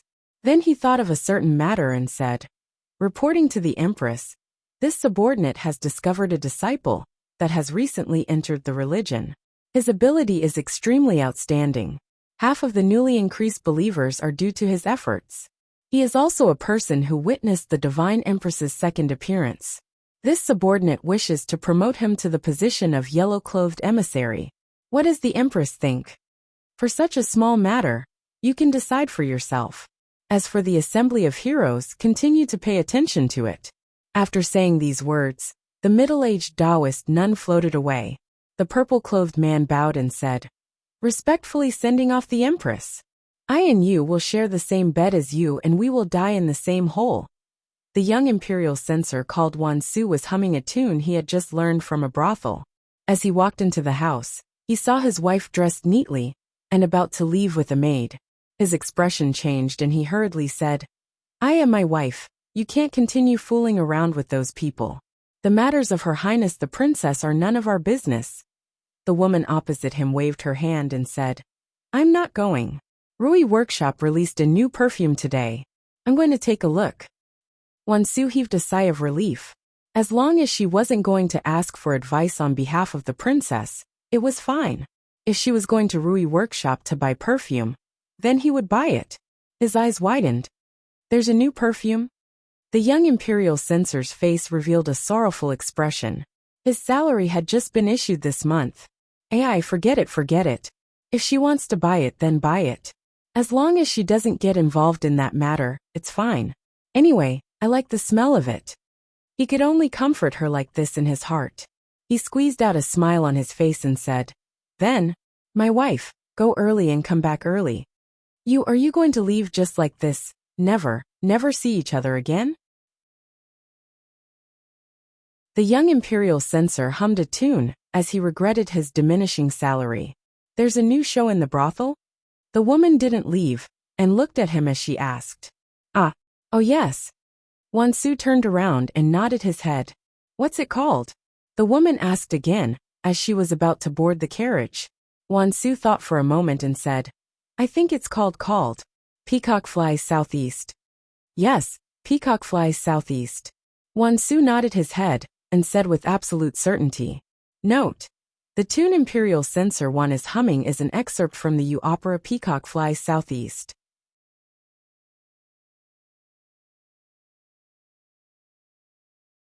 Chapter 523. Have you been to the Jade Yard recently? No, what's wrong? Is there a new girl in the Jade Yard? There's no new girl, but there are a lot of new styles. It's a pity that you didn't go. Tell me. My husband went back to his parents' home today. I'll go and have a look tonight. Tsk. What the girls in the Jade Yard are wearing now is called seductive. Do you know they don't wear undergarments now? That's called bras. Oh no, I have to buy some for my wife. Li Yi was a little stunned when he saw two young men deliberately raising their voices to discuss something on the street, attracting the attention of many people in the same field. Who hired these actors? Their acting skills were poor, exaggerated, and their lines were not deep at all. Could they be any more fake? When he was thinking about this, he saw a man suddenly came up and said in surprise, Brother, are you talking about the most popular new underwear in the capital recently? To be honest, I also want to buy a set for my wife, but I don't know where to buy it. Brother, I'm sure you're a kindred spirit. Then, I won't hide it from you. The man who spoke just now smiled and said, Go straight along this road, turn left at the first intersection, turn right at the second intersection, and walk for another 10 feet or so. You'll see that shop. But only women can enter that shop. Brother, remember to bring your wife. Oh, thank you, brother. Young master, what are they talking about? Xiaohuan blinked and asked. Children shouldn't ask so many questions. Let's go and watch the play. Li Yi said as he patted her head. I'm not young anymore. The servant girl lowered her head to look at herself and muttered. Then, she quickly followed after the servant girl. Seeing that more and more people gathered there, Li Yi was surprised. The underwear reform was really carried out by her. But the marketing method was a little low. Maybe she would only realize it after suffering some losses. Passing by the shop mentioned by the man just now, he saw that the line of women outside the shop was already 3 to 5 feet long. Each of them was gorgeously dressed, and they were even throwing flirtatious glances at the men passing by, constantly urging the people in front of them to hurry up. At the door of the shop stood a woman who was even stronger than Fong. She was the one who blocked him outside the workshop and refused to let him enter. Just now, she had said that she might suffer a loss. She did not expect the shop's business to be so good. Her old face was burning with pain. She pulled Xiao Huan away quickly. If she stayed for a while longer, she might enter the shop to take a look. It didn't take long for him to realize that the majority of those people were women from brothels. Women from ordinary families wouldn't be so bold as to openly buy those shameful and intimate items. The brothels probably had no choice but to improve their core competitiveness because of the Jade Yard. If they lost to others in certain aspects as time went on, they wouldn't have enough fame, and the brothels would lose. Although the price of those small pieces of cloth was a little expensive, it couldn't stop the customers from liking them. To listen to the opera, they naturally had to listen to the most popular opera of the past few days, The Peacock Flies Southeast. The popularity of the brothel could be seen from the fact that the tickets for each show were sold out. There were a few standard brothels. Other than the ordinary shows, there was also a VIP area for women. The tickets for the VIP area were slightly more expensive, but the service was more attentive. In the summer, they provided free smoothies and cold drinks. As for the women's area, it was only recently opened. There was a difference between men and women, especially for women. They couldn't squeeze in with so many men in a crowded place. The one who first suggested this idea was Ruoqing. Among the women, there were actually quite a few who liked to listen to opera. They were more emotional, and they were more partial to operas that depicted love like The Cowherd, and The Weaver Girl, and The Peacock Flies Southeast. When Li Yi and Xiao Huan walked into the brothel, they saw many women with masks covering their faces coming in and out. From their clothes, they didn't look like ordinary people. Today, Rui was invited by the Crown Princess. These few days they had a lot of gatherings. Naturally, Mississippi Lu was busy every day. Even Yongning was invited to stay in the palace for 2 days by the old emperor. In her boredom, she could only bring Xiao Huan out to watch the opera. The Peacock Flies Southeast was a recent opera. It was about the Eastern Han Dynasty. The talented and beautiful Lu Lanji and Lu River's petty official Jiao Zhongqing were sincerely in love. However, her mother-in-law, Jiao Zhongqing, was not able to bear a child for 2 to 3 years. Lu Lanji resolutely asked to return. Jiao Zhongqing's pleas to her mother were in vain. The couple could only bid farewell, and both of them swore that heaven would not betray each other. After Lu Lanji returned home, her evil brother forced her to marry. Helpless, she agreed to marry the governor's son. Jiao Zhongqing rushed over when he heard the news. The couple promised to meet in the netherworld. On the day of Lanji's wedding, Lu Lanji raised her body to the pond of purity, and Jiao Zhongqing hung himself on the southeast branch. Both husband and wife died for love. Before the opera began, an old storyteller first read The Peacock Flies Southeast in a hoarse and sorrowful voice. On the day the cows and horses neighed, the bride entered the green hut. After dusk the people settled down. My life ends today, my corpse remains. She took off her dress and shoes, raising her body to the pond of purity. When the official heard this, he knew that they would be parting for a long time. Wandering under the garden tree, hanging himself on the southeast branch. Before the opera began, Xiao Huan was already hugging Li Yi's arm and sobbing softly. Young Master Lanji is so pitiful. That old granny, why is she so bad? A good love story. Shouldn't the ending be 2 people getting back together again, and living happily for the rest of their lives? One raised her body to the pond of purity. The other hung himself on the southeast branch. It was really pitiful. Li patted the little servant girl's shoulder to comfort her. It was a little pitiful, but there was nothing he could do. If it wasn't pitiful, how could he move more people? If it wasn't pitiful, How could he cause many women to reflect on their own status and have the slightest desire to rebel against feudal ethics and feudal etiquette? If it wasn't pitiful, how could this fire burn even brighter? It was said that scholars were mostly angry youths. They dared to write anything, especially novels and plays. There was no lack of rebellious people. The scale was so big that it made people speechless. He didn't know what this nameless person was thinking. Did she think that the recent period was not too sensitive? What was her intention in writing such a thing? Was she not afraid of being checked? Was she trying to expose the man-eating nature of feudal etiquette and passionately praise Lu Lanji and Jiao Zhongqing's loyalty to love and rebellious spirit of resisting oppression?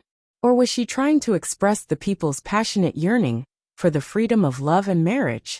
Especially when she created Lu Lanji, a typical image of an ancient woman who had reached the peak of being loyal to her family, but could only meet a tragic end.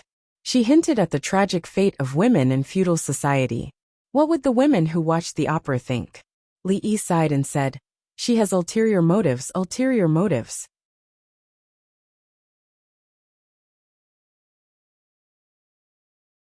Chapter 524. The laws of the Jing Kingdom did not convict people based on words.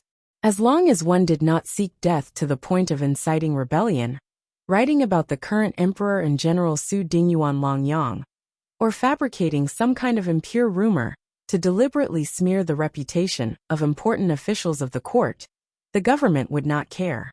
Furthermore, because of their profession, they could be more open-minded in places like the brothels. They could ridicule the imperial court or criticize the country's policies. No one would care about that. Some black-hearted brothels even deliberately used false rumors as a gimmick to attract customers. However, no matter how arrogant they were, they would always have scruples. Even if they really wanted to express their thoughts, they would be very vague. John Doe was very insidious. He simply wanted to see the world in chaos. By writing such plays, it was obvious that he wanted to stir up the emotions of the women in the capital. Behind this, even Li Yi himself would not believe that there was no conspiracy behind it. It was said that he anonymously submitted 2 plays to Old Sun yesterday. One was called Romance of the Western Chamber, and the other seemed to be called The Peony Pavilion. They both reflected the rebellious phenomenon of young women breaking the shackles of feudal ethics and pursuing freedom and love. On a deeper level, it would probably arouse the women to reflect on their status in society. Maybe a vigorous women's rights movement would appear. With such a grand scheme, what was the intention of this John Doe? As the big boss behind the brothels, a good citizen of the Jing Kingdom, and one of the top 10 outstanding youths of the country in the second year of the Jinghe period, could he spread such plays that disturbed the stability of the country and destroyed the harmony of society, and let the evil plan of the John Doe succeed? The answer was obvious. Xiao Huan wiped her tears while listening to the play. In the women's theater next door, there was also a play called The Peacock Flies to the Southeast. There were almost no empty seats in the hall. It was unknown how many women recalled their love that had died before it had even sprouted. Under the curtains, their eyes were already full of tears. Lu Lanji's tragic fate resonated with many people. As women, was their fate destined to be like this? Her Royal Highness was the first to stand up for women. But now, Her Royal Highness was imprisoned in the palace, and even the most basic freedom was taken away. After Her Royal Highness, who would think for women? Should they maintain the status quo, or strive to fight for something that should belong to them? Countless women fell into confusion. This Lu Dayo is also somewhat talented. Emperor Jing opened a memorial, looked at it, and nodded. If I remember correctly, he should have been the Anqi County magistrate before. Changde nodded and said, "Yes, Lu Dayo was the former Anqi County magistrate. He was transferred to the capital a few months ago. Anqi County is full of talents. First there was Lu Yi, and now there is Lu Dayo. County Magistrate Jing Lu." Emperor Jing boasted a little and said, "The court officials are good at making decisions on important matters and overseeing the overall situation. It is inevitable that there will be omissions in these areas." Although Li Yi had long reminded me, other than him, only Lu Dayo thought of this point. So according to what he said, this law will be enforced in Jingdo. In the other provinces and counties, the force will be slightly lighter. With that, he began to draft the edict. Suddenly, a figure walked in from outside the hall. Changde opened his mouth and was about to speak, but the woman waved her hand. He immediately closed his mouth and left without a trace. Emperor Jing finished drafting the imperial edict and found that the surrounding atmosphere was a bit strange. When he looked up, he said in surprise, "Why is the empress here?"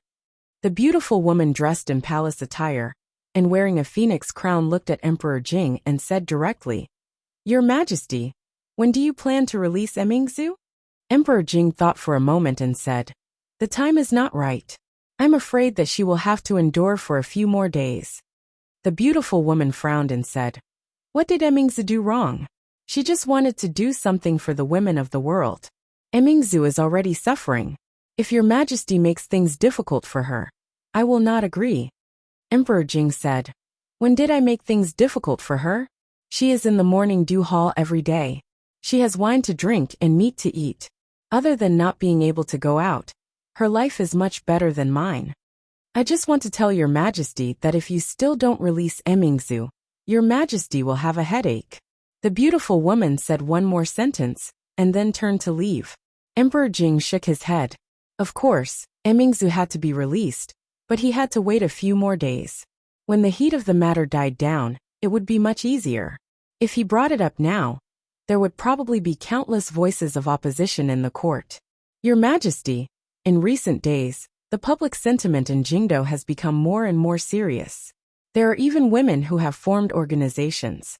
Although we have not seen them do anything, we cannot sit idly by. In the political hall, a supervising imperial censor was reporting the situation in Jingdo to Emperor Jing. "Aren't we already preparing to issue a new law? Why is it like this?" A few officials furrowed their brows and asked.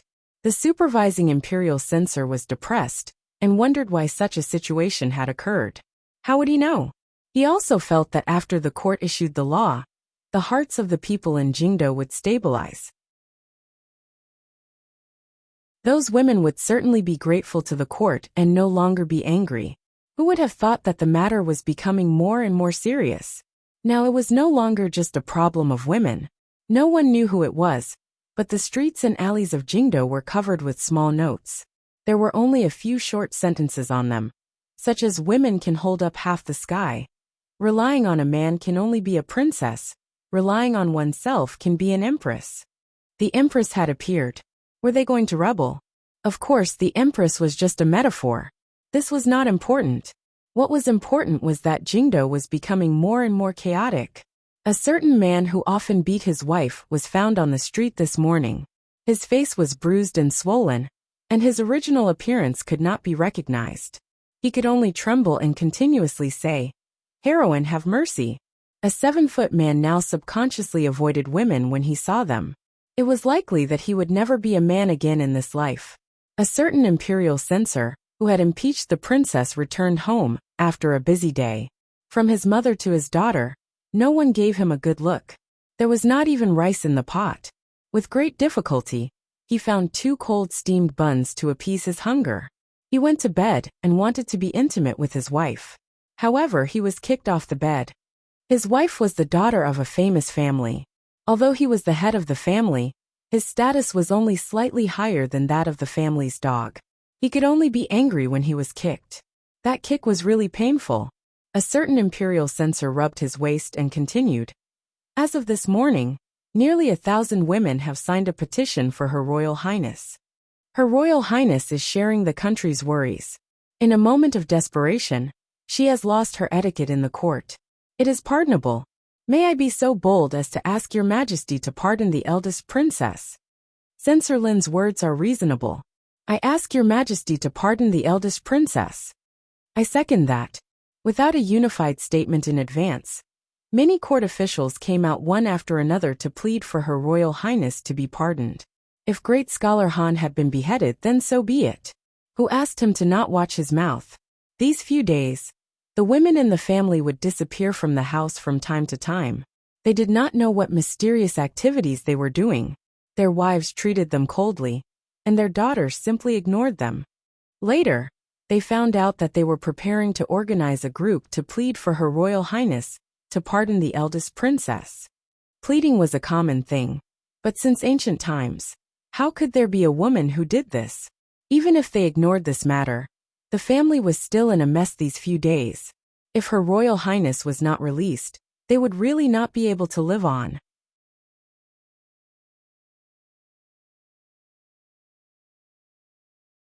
Chapter 525. Pardon the eldest princess? Emperor Jing looked at the officials below and said, although Emingzu is the eldest princess, she committed murder in the Golden Palace. If she is not severely punished, I'm afraid it will not appease the people. The censor who was elected as the representative by the censorate secretly felt bitter. His Majesty was using their previous words to slap their faces. But at this time, he could only brace himself and say, the officials saw what happened that day with their own eyes. It was the great scholar Han who was in the wrong first. As an official, how can we be disrespectful to Her Highness? Her Highness is wholeheartedly serving the country.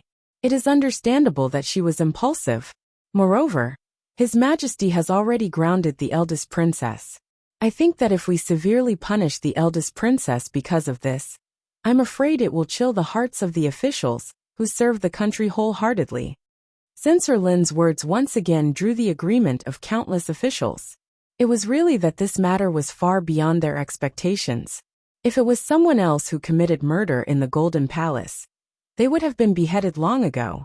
But the eldest princess was the eldest princess after all. Even if great scholar Han was really killed, no one would think that the eldest princess would pay with her life, let alone a strand of her hair. At most, she would be stripped of her title. With His Majesty's love for the eldest princess, it would not take long for him to find another reason to restore it. But no matter what, their attitude had to be set. If even the Golden Palace could be so easily dealt with, what was the use of the law? However, who could have expected that the public opinion was almost one-sided? If it was only the people, it was fine. Even the daughters of the wealthy and officials had a strong reaction to this. They joined forces to petition His Majesty to pardon Her Highness the eldest princess. Some daughters of the prestigious families had even set up an organization called the Women's Union. This Women's Union was different from the Poetry Society and the like. Its purpose was to solve the difficulties of women. In recent days, they had vigorously promoted the matter of late marriage and late childbirth in the capital city. To some extent, it had saved a lot of effort for the court. Although Her Highness the eldest princess was still grounded in the palace, she was the first president that they had jointly elected. These days, she had been going around for the eldest princess's matter. Even the officials had a headache. Every single one of these women had a powerful background. The Wang clan and a few other large clans, families of generals, a few princesses, and even a few ministers of the imperial court had people from their families.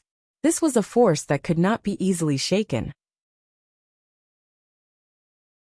Since all of you have said so, Emperor Jing looked thoughtful and said, Changde, go to the morning dew hall. You're out so soon? Li Yi looked at Her Royal Highness, who was standing in the courtyard in astonishment. It seemed that the officials in the court were even more impatient than he had imagined. Women's Union? Emingzi looked at him and asked, is it your doing? What women's union? Li looked back at Li Xian and asked, you did it? Li Xian shook his head.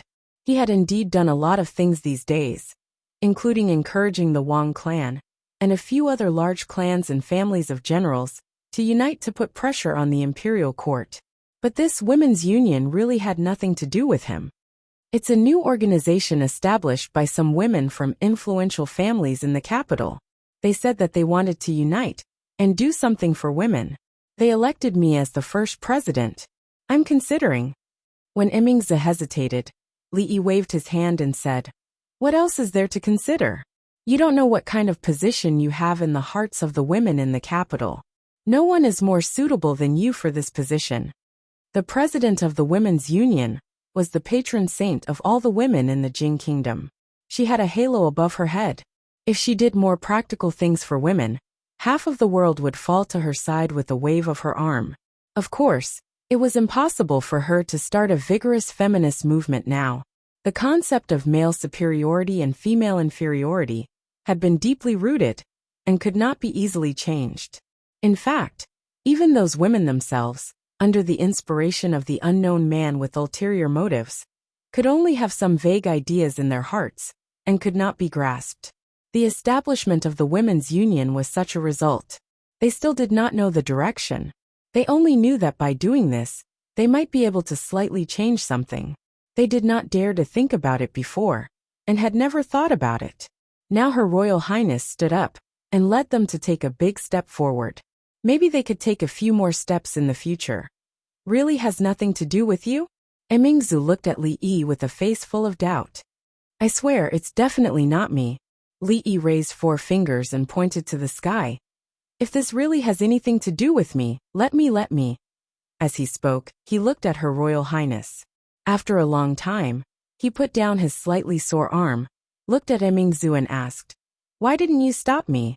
This was definitely not right." Logically speaking, when he was about to swear, Her Royal Highness should not have quickly covered his mouth and said with a touched face, "Enough, I don't need you to swear, I believe you. Go ahead, I'm listening." Her Royal Highness crossed her arms and looked at him.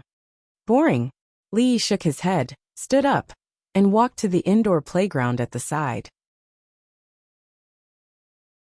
Hey, Li Bingning. Can't you just sit there quietly? Why are you playing the slide? Come down. Emingzi looked away from Li Yi's back and looked at Li Xian. Li Xian spread out his hands and said, "It's definitely not me. But in my opinion, there is no harm for you to be the president. At least, it will be more convenient for you to do things in the future." After thinking for a moment, Emingzu finally nodded.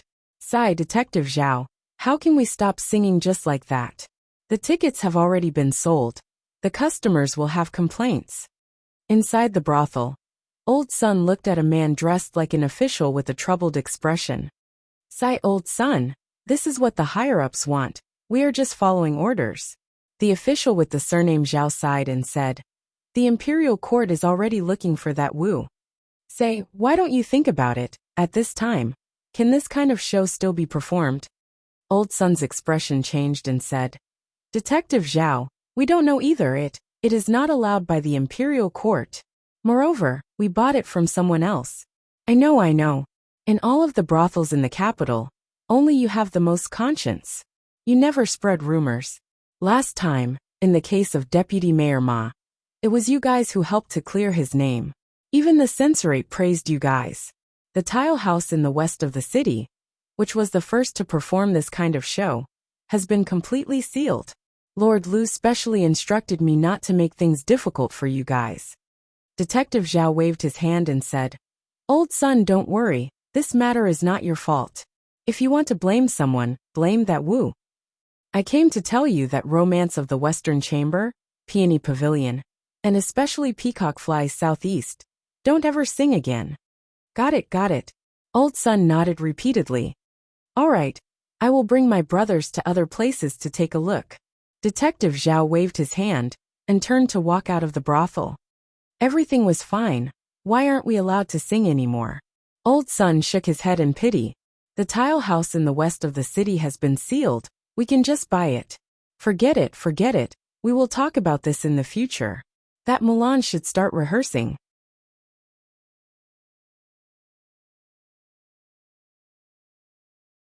Chapter 526. In the short span of a day, the Peacock Flies Southeast, the Peony Pavilion, and the Romance of the Western Chamber had completely disappeared from all the brothels in the capital. Even the handwritten scripts on the market had been forcibly confiscated by the officials. The commoners were naturally puzzled by the fact that they weren't even allowed to sell their scripts. However, the Imperial Court had never given them an explanation, so they were already used to it. In any case, there were plenty of plays in the brothels, so they could just watch something else. Sigh, I've gone all over the capital, but I still haven't been able to buy it. I'm going to get scolded by the young miss when I get back. A young servant girl, wearing a green dress with her hair combed into 2 buns, sighed as she walked along the road. Sigh, young miss. Suddenly, a voice rang out from beside her. The young servant girl turned around and saw a sneaky man waving at her from a corner of the wall. That man was ugly and extremely wretched. Thinking of what her mistress had said before, that in the capital, there were people who specialized in abducting and selling beautiful young girls like her. The young servant girl nervously retreated a few steps. Suddenly, someone grabbed her arm and forcefully pulled her into a small alley on the side.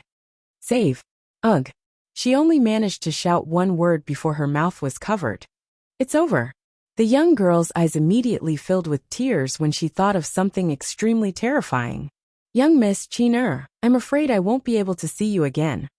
Lower your voice, lower your voice. The voice of a man behind her was a little anxious. Sensing that the man had let go of her, the young servant girl immediately took 2 steps back and looked at the man warily. A lewd smile appeared on the face of the wretched man. He unbuttoned his clothes and walked step by step towards the young girl in the corner of the wall. What do you want? The young girl's voice trembled, and her large eyes were filled with endless fear. Young miss, don't be afraid. The man smiled lewdly as he tore open his clothes. Both sides of his clothes were filled with pockets, and in the pockets were many thin books. The man revealed a mysterious smile and said, Young miss, do you want books? The Romance of the Western Chamber, The Peony Pavilion, and The Peacock Flies Southeast all have them. They're all uncut versions. The young girl's expression froze. A moment later, the man sent the young servant girl out with a smile and said fervently, Young miss, you can go ask around. My prices here are the lowest in the surrounding 18 streets. If you want to buy any other books, you can come find me here. If you want more than 10 books, I can even lower the price by 1 copper coin per book. That depends on how clear your copy is, and how many mistakes there are. The little servant girl waved her hand and said, All right, if you still want to buy it, I will come here to find you. The girl carried the booklets like a thief and disappeared into the crowd in no time. I'm not allowed to sing anymore? Lee took a sip of tea and asked. Old Son, who was sitting to the side, shook his head and said, Yes, the government just sent someone yesterday to say that Peacock Flies Southeast, Romance of the Western Chamber, and Peony Pavilion are not allowed to sing. If you don't want me to sing, then I won't sing. Lee waved his hand and didn't care at all.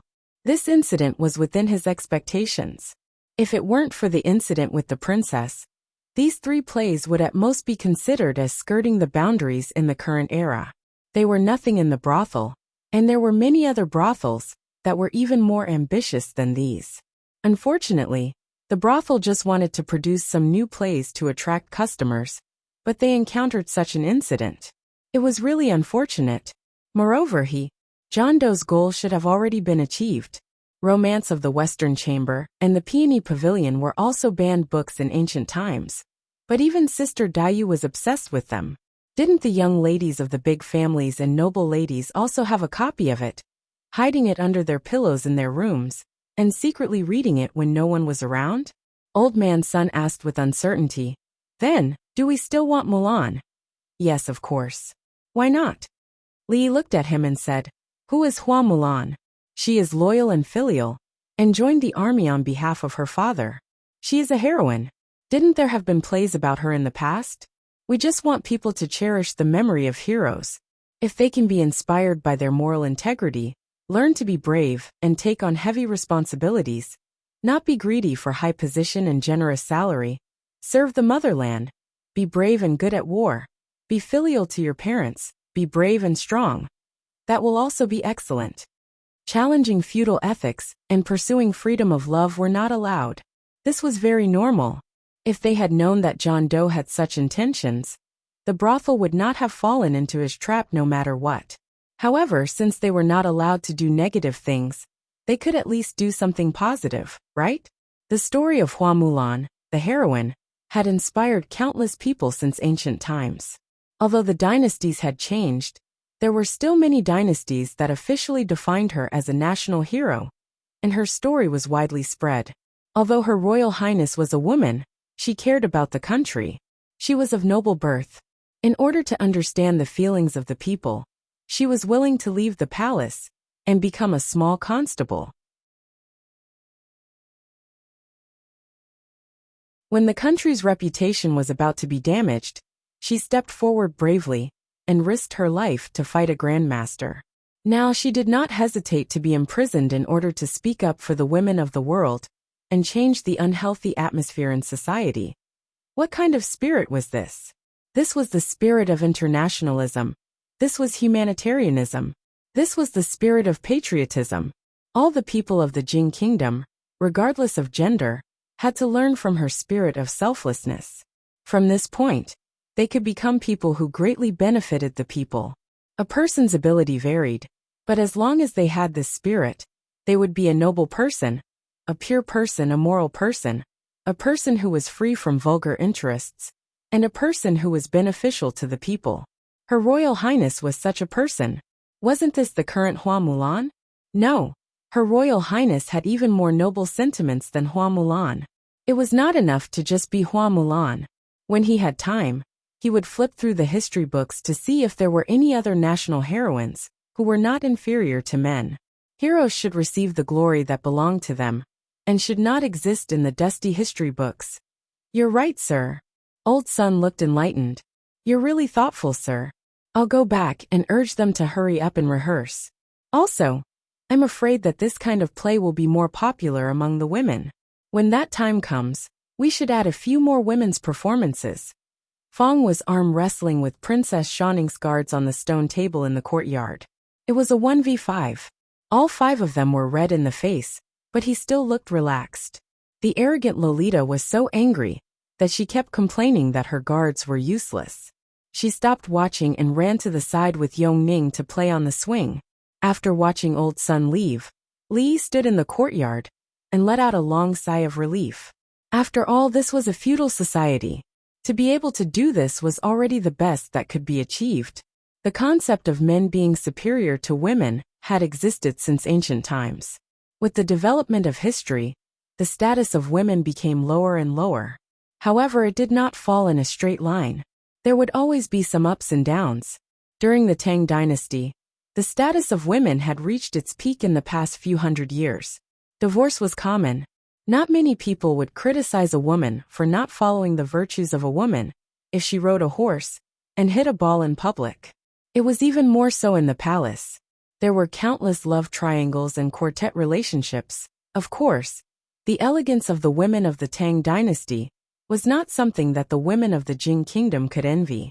However, they were still the continuation of the Tang Dynasty, so they could always inherit some of the style of their predecessors. This was especially reflected among the nobles. In recent years, the emperor had deliberately supported the poor students and weakened the influence of the rich families in the court.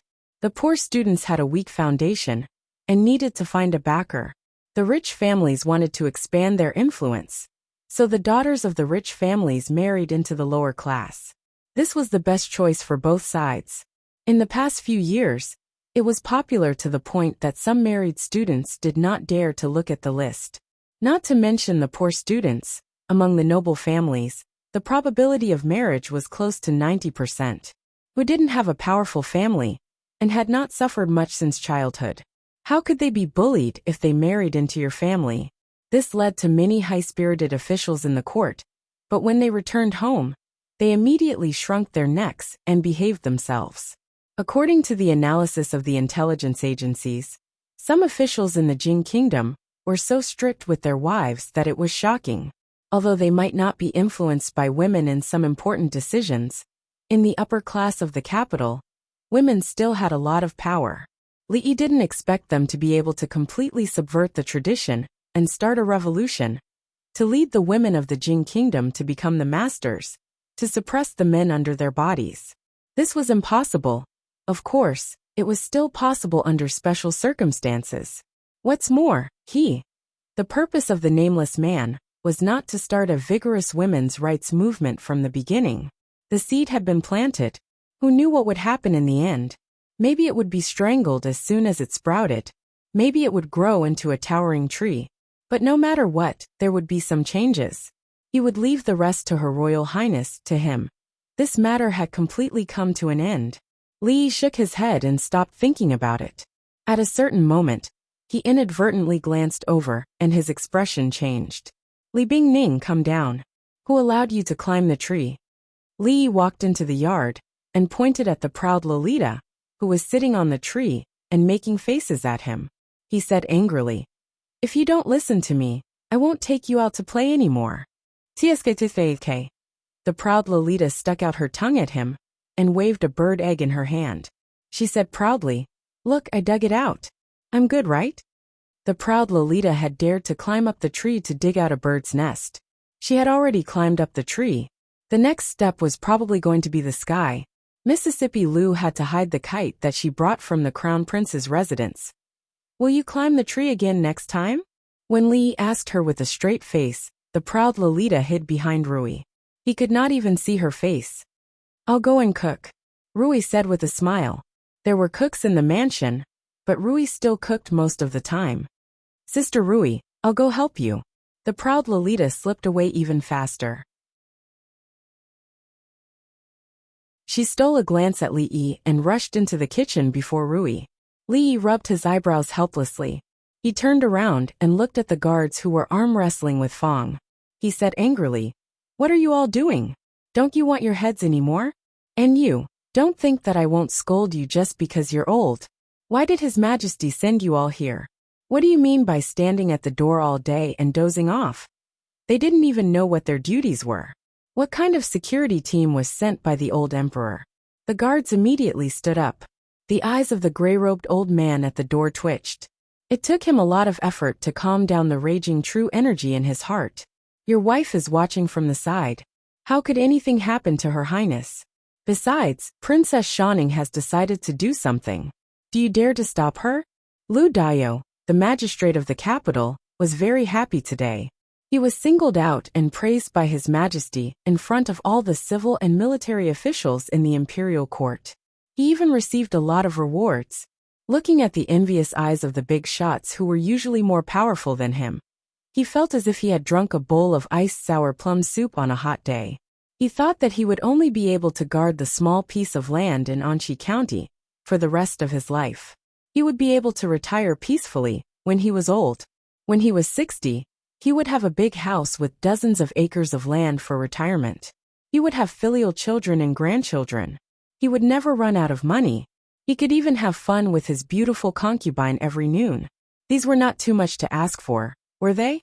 But he never thought that when he was middle-aged, he would seem to be bewitched.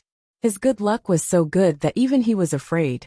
First, his Anchi County had a good reputation and was rated as an advanced and civilized county in the country. He was also inexplicably promoted from Qing and prefecture to the capital and to the center of power. Although he was only a small county magistrate, he was able to sit in the position of the magistrate of the capital at his age. It was hard to say what position he would be promoted to in the future.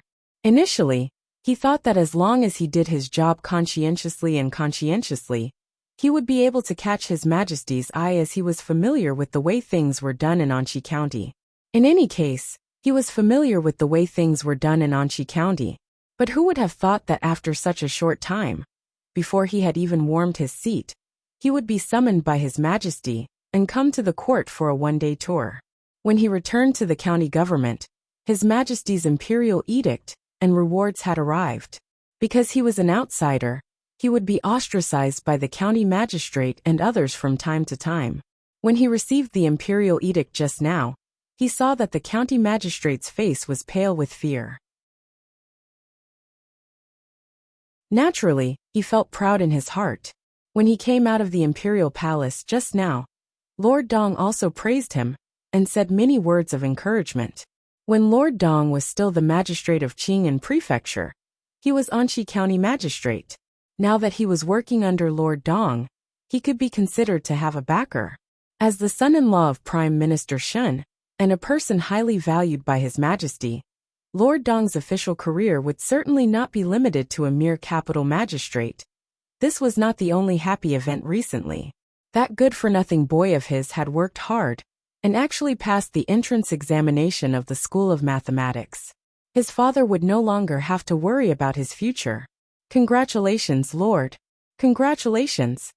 County Magistrate Lu sat in the hall and took a sip of tea. Then, a person walked in from outside the door and came forward to congratulate him with a happy face. County Magistrate Lu waved his hand. Although this Detective Zhao was far inferior to Lu Dong, he was exquisite and could be considered a talent. He was one of the few confidants he had.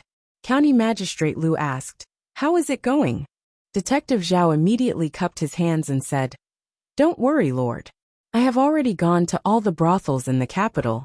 There are no more brothels performing those plays. The handwritten copies sold on the streets have all been brought back to be destroyed." County Magistrate Lu took another sip of tea and said, "The court has been paying close attention to this matter these days. You have to keep an eye on it. If there are any discoveries, do not let it go." "Yes, I understand."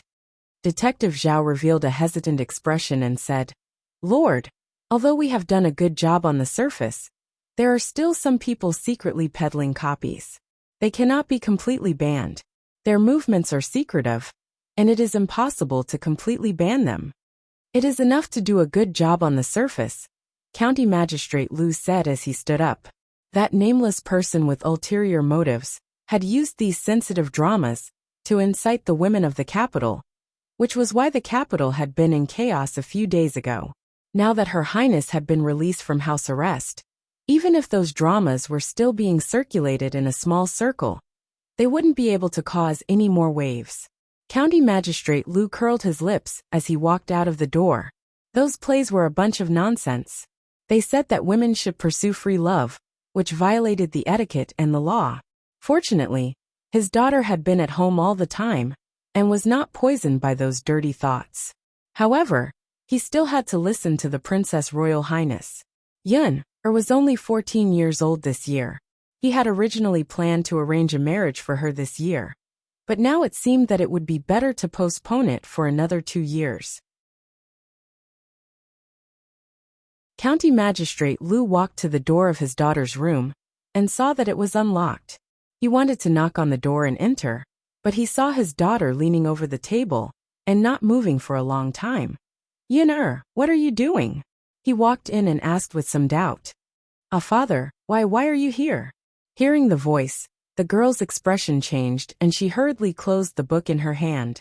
County Magistrate Lu glanced at the book and saw the 3 big words, "Romance of the Western Wing," on the cover.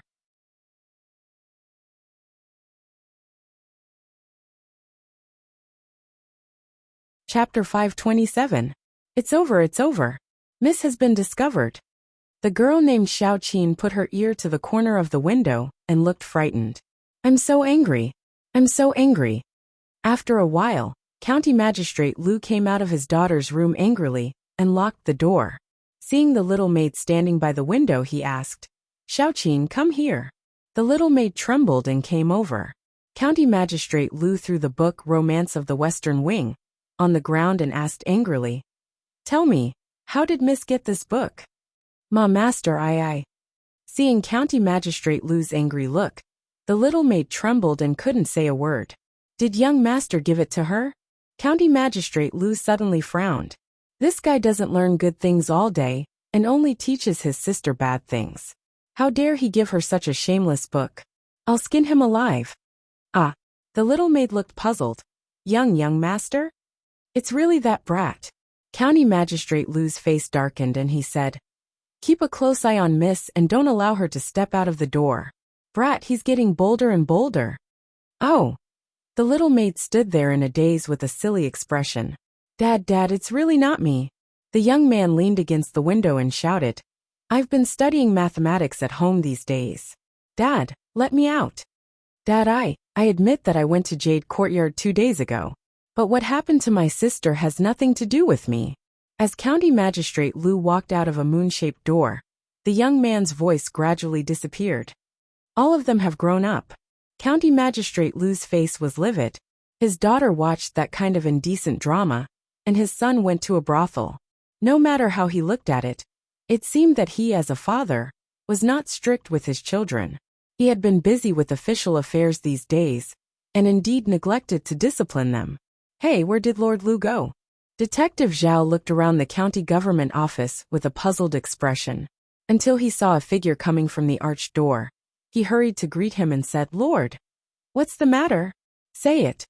County Magistrate Lu had a bellyful of anger and had nowhere to vent it, so he said coldly, "Ah." Detective Zhao was startled. He knew that something was wrong with Lord Lu. If he had known earlier, he would have kept a low profile for a while. But now, he had no choice but to bite the bullet. He carefully said, "Sir, in the city, the brothel in the city has a new show today. It's called Mulan." "Hua Mulan?"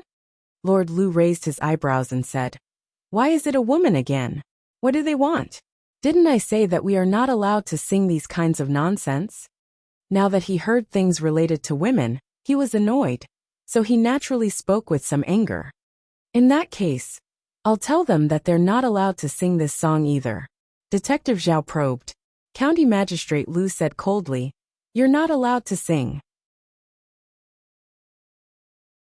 If anyone sings in a brothel again, bring him back." Then he added, If it's old son, try to persuade him." "All right, I'll go now." Detective Zhao nodded. "I'll take my leave." He turned his head and walked out mumbling, "Everyone says that Her Royal Highness is the reincarnation of Hua Mulan. Women are not inferior to men. Who is Hua Mulan? How can she be compared to Her Royal Highness?" "Her Royal Highness?" County Magistrate Lu's expression changed, and he immediately said, "Come back."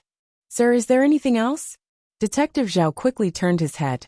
County Magistrate Lu looked at him and asked, "Is it just Hua Mulan? Is there anything else?" Detective Zhao asked doubtfully, "Sir, what do you mean?" County Magistrate Lu looked at him and asked, "Is there anything about eloping, drowning in the river, adultery, freedom of marriage, or anything like that?" Detective Zhao thought about it and said, "I don't think so. That Hua Mulan is a heroine. She's loyal and filial. She's brave and smart. The people are saying that Her Royal Highness is. There's no elopement. Why are you reporting that she drowned in the river?" County Magistrate Lu pointed at his nose and said, "Do you have nothing to do all day? Hua Mulan is a national hero. She's not inferior to men. Why do you care about her singing and praising her? Do you think that I'm not busy enough?" Detective Zhao stood rooted to the ground. His breathing was rapid, and his chest was heaving up and down. After a long time, he gradually calmed down. He looked at County Magistrate Lu and said, "Sir, I have something to say. I don't know if I should say it." "Say it." County Magistrate Lu was affected by what had just happened. His tone was slightly gentler. I forgot." Detective Zhao sighed. In the end, he didn't have the courage to say those 3 words to Lord Lu. He said, "I'll take my leave." County Magistrate Lu waved his hand at him and stroked the short beard on his chin. "Hua Mulan, Princess Royal. Could this be the doing of the Princess Royal or Her Majesty?" The Princess Royal's Women's Union had the support of Her Majesty, and Her Majesty the Queen. This move was probably to further establish the Princess Royal's prestige in the hearts of the people. If he messed it up, that was close. County Magistrate Lu patted his chest and was secretly shocked. Recently, the Tsundra Loli had been pestering Rui for some reason.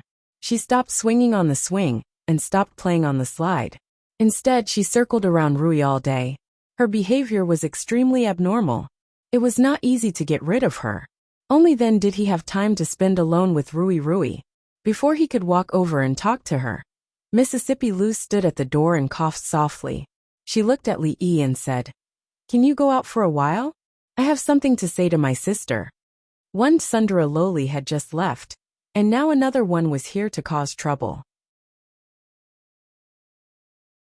Li Yi glanced at her and said with some dissatisfaction, "What is it that you can't say directly?" Leaning against the door, Mississippi Lu crossed her arms and stared at him. After a while, Li Yi and Tsundra Loli squatted in the yard. There was a simple chessboard drawn on the ground. "Let's make it clear in advance. This time, your elephant can't fly, and the mouse can't drill into the ground." Tsundra Loli looked at him and said warily. A disdainful expression appeared on Li Yi's face. Was it necessary for him to use Dumbo and the gopher to play chess with an 11-year-old girl? Through the messages between the brothels, the news of the upcoming hero assembly should have almost spread throughout the martial arts world. However, there is only 1 month before the assembly begins. It's still a little tense. Some people might not be able to make it in time. Mississippi Lou sat by the bed and said to Rui while looking at her. Rui thought for a while and said, "Then let's postpone it for another half a month. We have to wait until most people arrive." Mississippi Lou said hesitantly, "In this way, there will be a lot more expenses. If the expenses are not enough, we can withdraw money from home."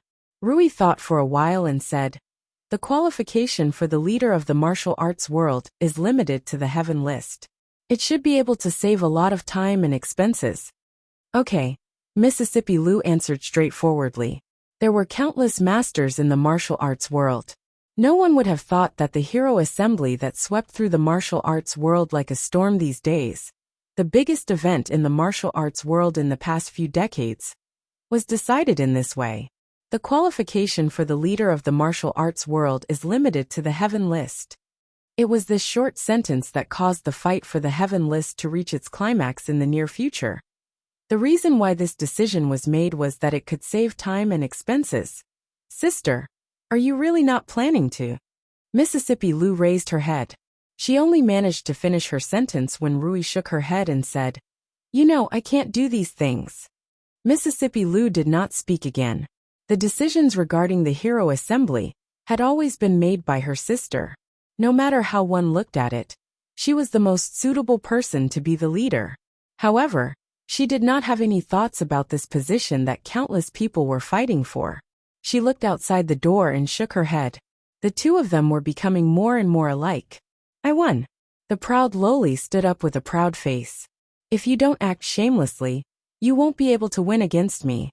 Lee frowned and thought for a while. He raised his head and looked at her. He asked, "Have you heard of Tigger? The kind that can jump out of the enemy's encirclement with its tail?"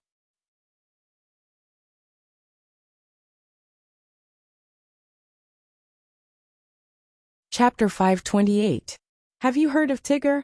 The proud girl paused and asked Yongning, who was standing beside Li. "Yes." Yongning nodded. "Winnie the Pooh Tiggery air. I've heard of them." "I'm done.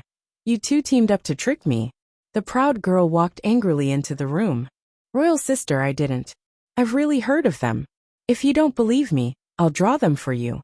Yongning glanced at Li and followed. It was very pitiful for her royal sister to not even know about Pretty Goat. Now, she had not even heard of Winnie the Pooh and Tigger. To her, this was unimaginable. Li shook his head. She was done playing so soon. He still had a howling celestial dog that could eat an elephant that he had not sent out. Jingdo was under the feet of the emperor. Any strange movement was under the court's watch and would never cause too much trouble. The chaos in Jingdo caused by the eldest princess's incident did not last for long. Under the heavy pressure of the court, it gradually calmed in the following days. In the Jingdo brothels, peacock flies to the southeast was no longer heard of. On the market, it was also difficult to buy Romance of the Western Chamber and the Peony Pavilion, which had already been listed as banned. However, in a woman's boudoir that was difficult for outsiders to enter, there were a few thin books under her pillow and mattress. She would only read them in the quiet of the night. Sometimes her face would flush, and sometimes she would cry. There were also ghost-like figures wandering around the streets and alleys. Their eyes darted everywhere, fearfully avoiding the officials. If they saw a young woman poking her head out on the street, they would carefully approach, pull open a slit in their clothes, and say in a low voice, "Girl, do you want the excellent edition of Romance of the Western Chamber, the Peony Pavilion? 10 copper coins a copy, honest with all ages." The Women's Union, which had made a lot of noise, did not make any big moves after His Majesty lifted the eldest princess's confinement. They only made a lot of efforts to help the court carry out the new policy of women's marriage. Not only did they get a lot of praise in the court, but their influence among women was also growing day by day. The imperial court still did not give up on the investigation of John Doe. This kind of person who had ulterior motives and incited public opinion was really hateful. If they did not control him, he would probably cause more trouble in the future. Of course, none of this had anything to do with Li Yi. These days he was quite idle. Her Highness the eldest princess was busy with other things. Naturally, the frequency of the Tsundra Lolita leaving the palace could not be too frequent. Although this caused his super invincible celestial dog to not have a place to use it, every few days, he would go shopping with Rui, listen to plays, and play with Yongning and Xiaohuan.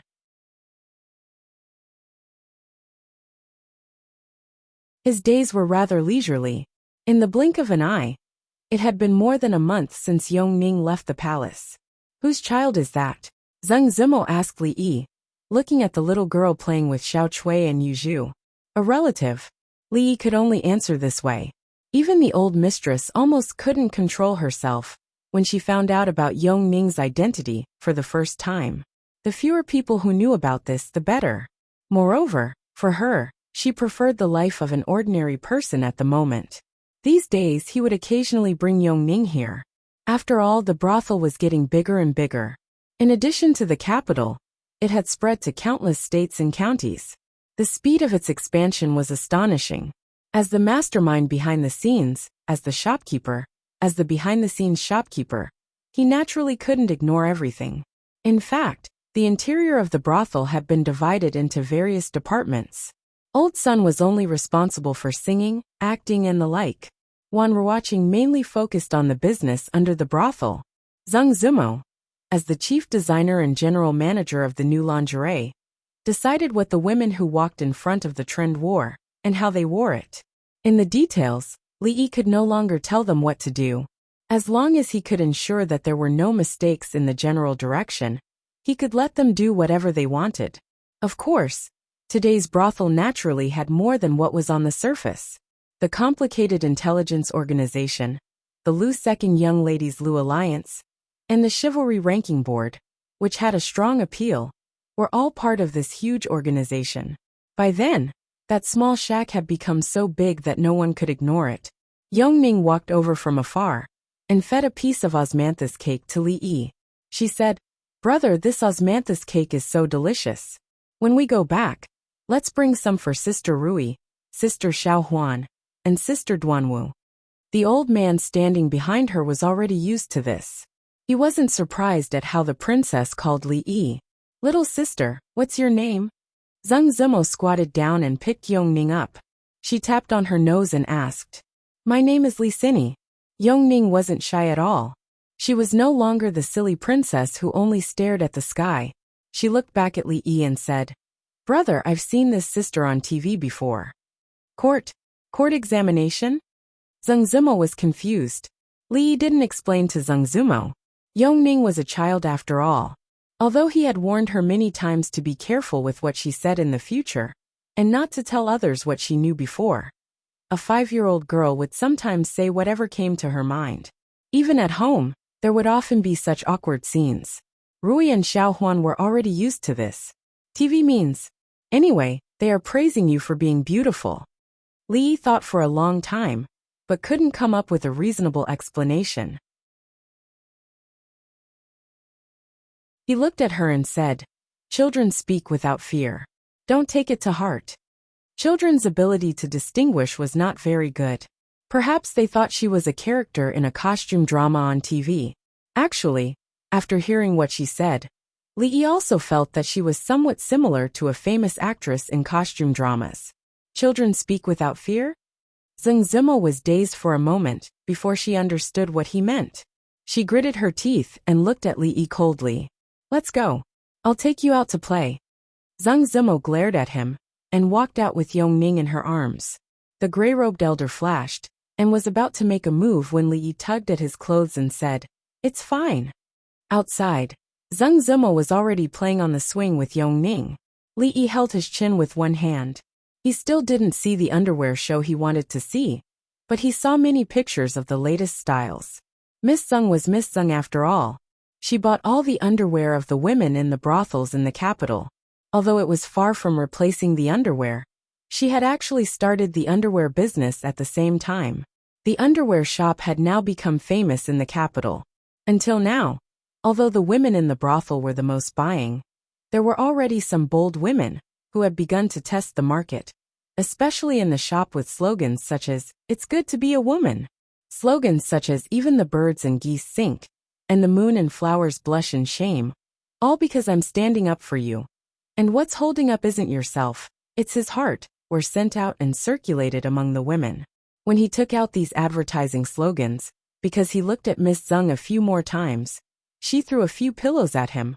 Of course, even if this kind of underwear was still a bit conservative, very few women would wear it. The pleasure of the couple in the bedroom was one thing, but most of them would secretly try it on at home. After all, no one wanted to lose some of the characteristics of a woman after a few years. No matter what, this was for the sake of women. Li Yi drank a cup of tea to moisten his throat. Just as he was thinking about whether to use the Princess Royal's power to help with the publicity, he heard singing coming from outside. Zheng Zimo had been trained as a pillar since she was a child. She was proficient in the four arts and naturally, her singing was also good. Li Yi had heard her sing a few times. Her foundation was very good. However, which prostitute could sing "Don't look at me just a sheep? Don't look at me just a sheep. The green grass becomes more fragrant because of me. The sky becomes bluer because of me. The white clouds become softer because of me." The voice was crisp and beautiful, extremely pleasant to the ear. Li Yi didn't have time to swallow a mouthful of tea and sprayed it all out.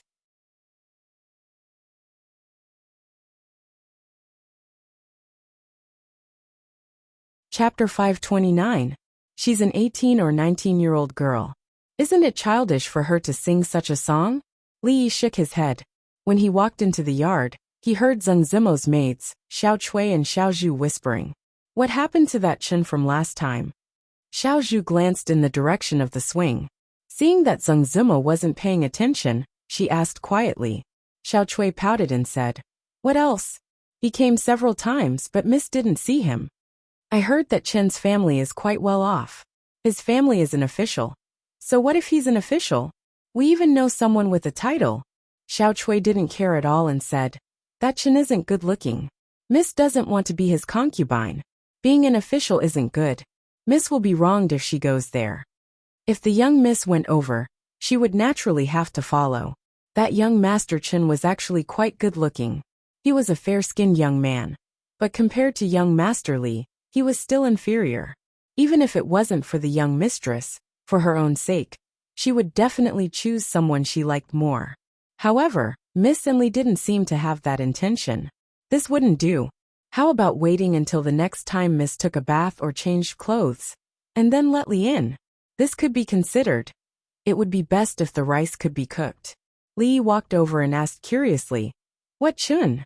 Xiao Chui looked back at Li Yi and said, "He's an admirer of Miss, and wants to take Miss as a concubine. He's been here many times." After saying that, he stared at the expression on Li Yi's face. Concubine?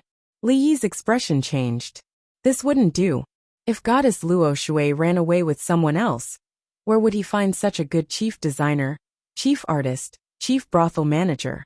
Wouldn't everything be a mess? Seeing the expression on his face, Xiao Chui finally relaxed. "What are you talking about?" Zheng Zimo walked over with Yongning in her arms. "I'm talking about Chen," Xiao Zhu said immediately. Zheng Zimo panicked for some reason. She looked at Li Yi and shook her head. "Why are you talking about him? He has nothing to do with us." "Exactly." Li Yi nodded and said in complete agreement. "A woman is 18 years old.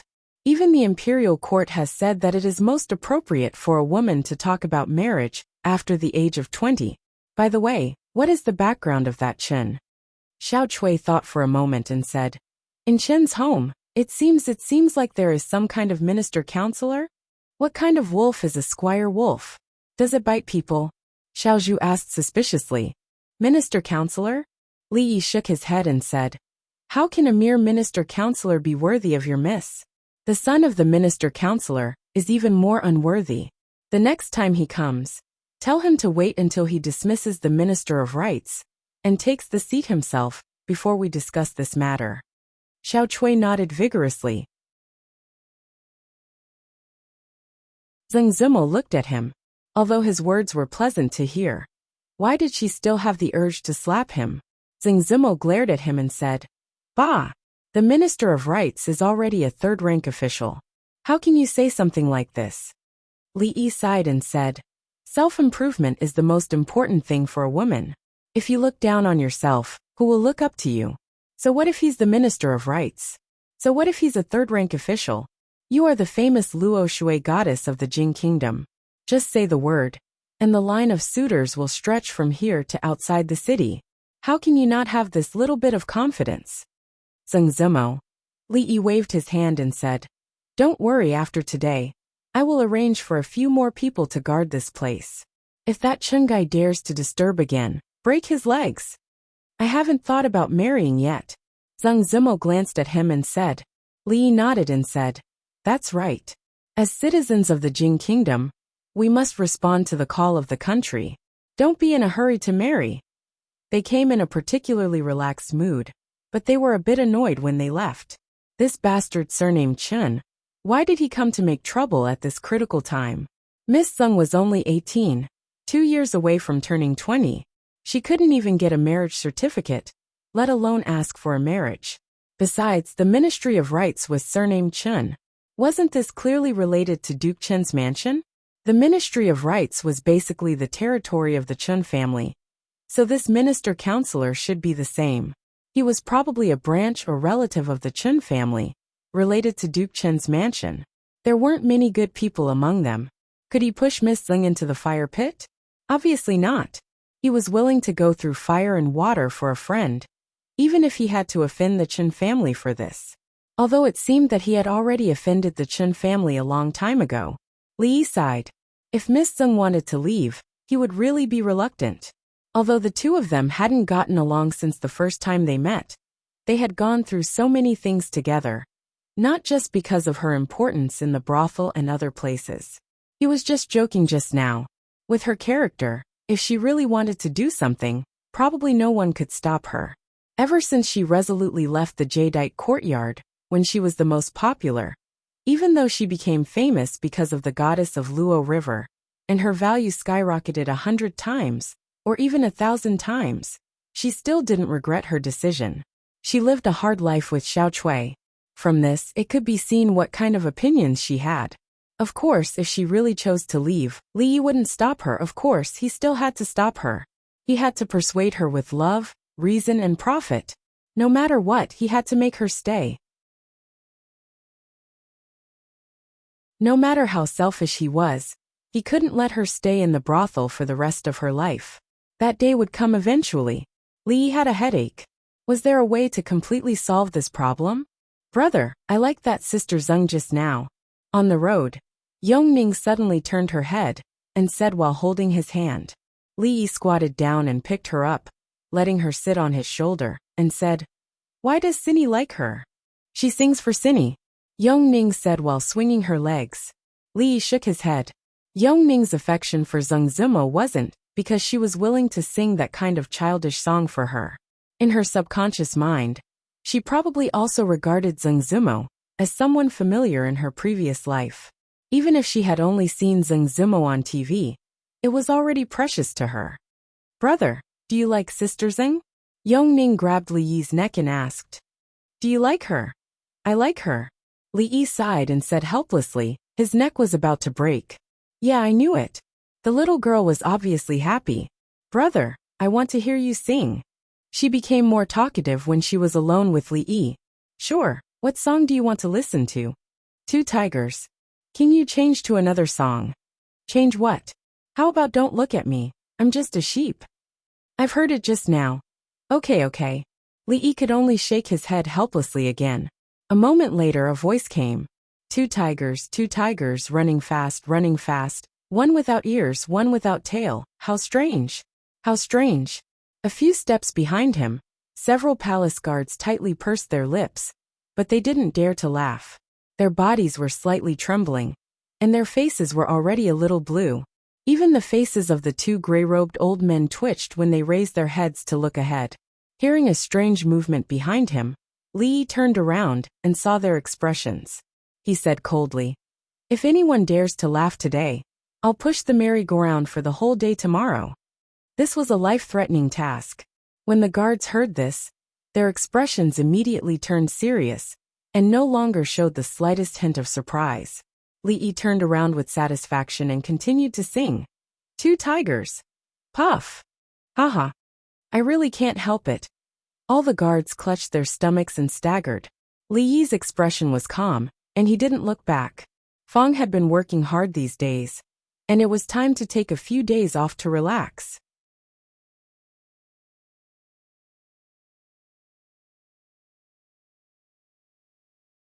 Chapter 530. Don't underestimate me just because I'm a sheep. The intelligence of a sheep is unimaginable. Xiao Huan hummed the song she had just learned to prepare for tomorrow's Mid-Autumn Festival. Ever since she could remember, she had always spent the Mid-Autumn Festival in the stockade village. First, she spent it with the master and the young mistress. Then it was only the young mistress and the young mistress. Then she had the young master. From then on, the Mid-Autumn Festival was different from before.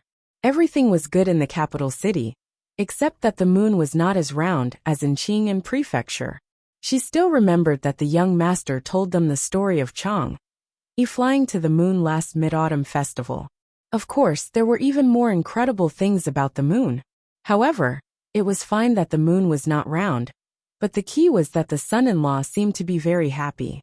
In Xiao Huan's memory, the son-in-law was not that happy during the Mid-Autumn Festival, or the 15th of every month. So every few days, she would feel a little worried. She did not know why there was such a change now, but change was always good. Ever since that little princess came to the house, the son-in-law had changed a little. Sometimes, she would have a sour feeling in her heart. Later on, she thought that she would soon return to the palace and live alone in a very big room. It must be very lonely. She did not know if she would be afraid to sleep at night. In any case, when she was that young, she did not dare to sleep alone. Thinking of this, she felt some sympathy in her heart, and the trace of jealousy in her heart also dissipated. Li Yi walked out of the room. He had just coaxed Yongning to sleep. Tomorrow was the Mid-Autumn Festival. Although he wanted to keep her, the old emperor would definitely not allow it. It had only been less than a month and a half, and the old emperor had called her back to the palace for 3 days. Rounding it up, it was 10 days. He had to postpone it for 10 days next month. Otherwise, he would suffer a great loss. Speaking of which, since coming to the capital, there had been a lot of messy things. It was only recently that he had completely relaxed. He really hoped that the days would continue like this. What King of Shu, what Qin family, what young Duke Qin, what Dianxia Academy. He didn't have to care about those messy things anymore. Yongning had just fallen asleep. Xiao Huan was busy in the kitchen, and Mississippi Lu rarely stayed out of the house. She was wiping her precious chiushui in the yard. In the room beside her, the proud Lolita looked excited.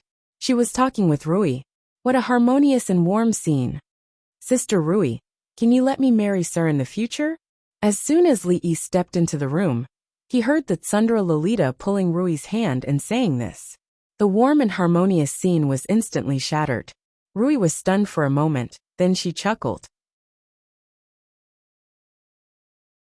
She really couldn't answer this little girl's joke. I'm not joking. The Tsundra Lolita was a little anxious and said, even if I really marry Sir in the future, Sister Rui is still a sister. I will be very obedient, just like now. I will always be younger than Sister Rui. Seeing that Rui was still unmoved, the Tsundra Lolita gritted her teeth and said, Two younger is fine too. At most, 1 younger than Sister Zeng that Sir secretly went to see. No younger than that. Sister Zeng? Rui let out a soft cry of surprise. She looked over the Tsundra Lolita. Sister Zeng. Mississippi Lu's chiushui had already been wiped. She crossed her arms and carried her long sword in front of her chest. She stared straight at Li Yi. Li looked in front of him, and then looked behind him. He had a feeling that the world was big, and there was nowhere to escape.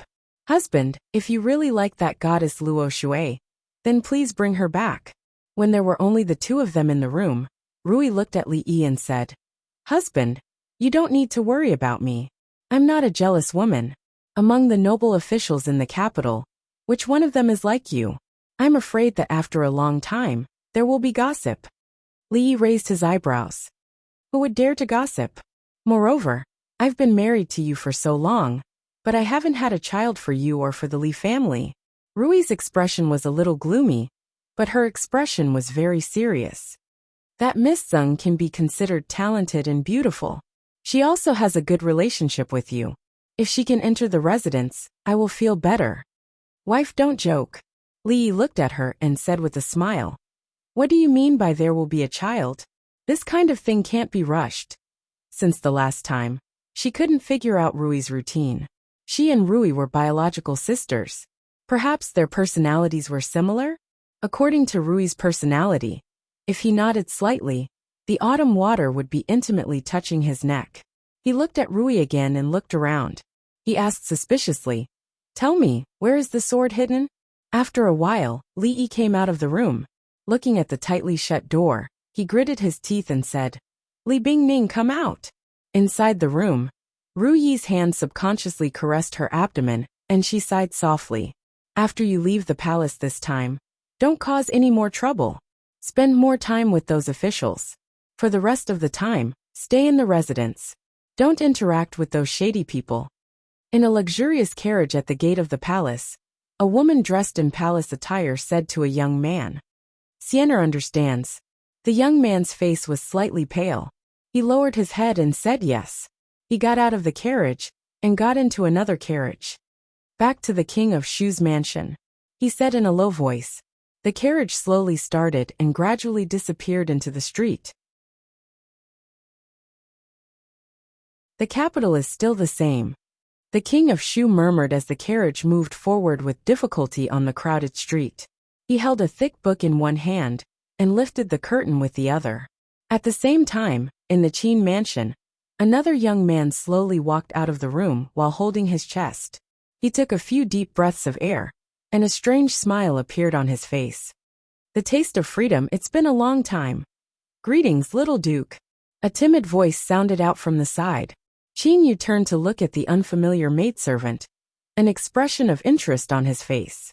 However, when he saw the long scar on the side of her face, he frowned and asked, Why haven't I seen you before?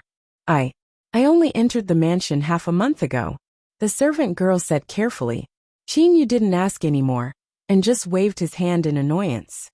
I'll take my leave. The servant girl breathed a sigh of relief and left in a hurry. Although she had just entered the mansion, she had heard many rumors about the little Duke. There were many servant girls in the mansion who had been violated by him. Naturally, she was afraid of him. Xiaomei, why are you in such a hurry? A rough voice of a man came from the side. The servant girl called Xiaomei stopped in her tracks and said, Brother Wu, it's nothing. Yes, this is the backyard. Walk slowly, and don't bump into anyone. The man nodded and said, Brother Wu, I understand. The servant girl nodded. Brother Wu was a favorite of Fifth Lord, and was a very good person. When a few servants bullied her last time, he had stood up for her, and had always taken good care of her. All right, you can go. I still have something to do. The man waved his hand, turned around and left. The servant girl named Xiaomei stood there in a daze for a while. She sighed, and a complicated expression appeared on her face. Only when a voice calling for her came from the front did she respond, and quickly run over. You're tuning in to the Li Mei's Sword of Destiny YouTube channel. We're so grateful for your support, and don't forget to subscribe to join us on this incredible journey through captivating stories. Your generosity through donations truly makes a world of difference, as it's the primary source of revenue that allows me to expand and enhance this channel for you. Thank you from the bottom of my heart for being a part of this adventure.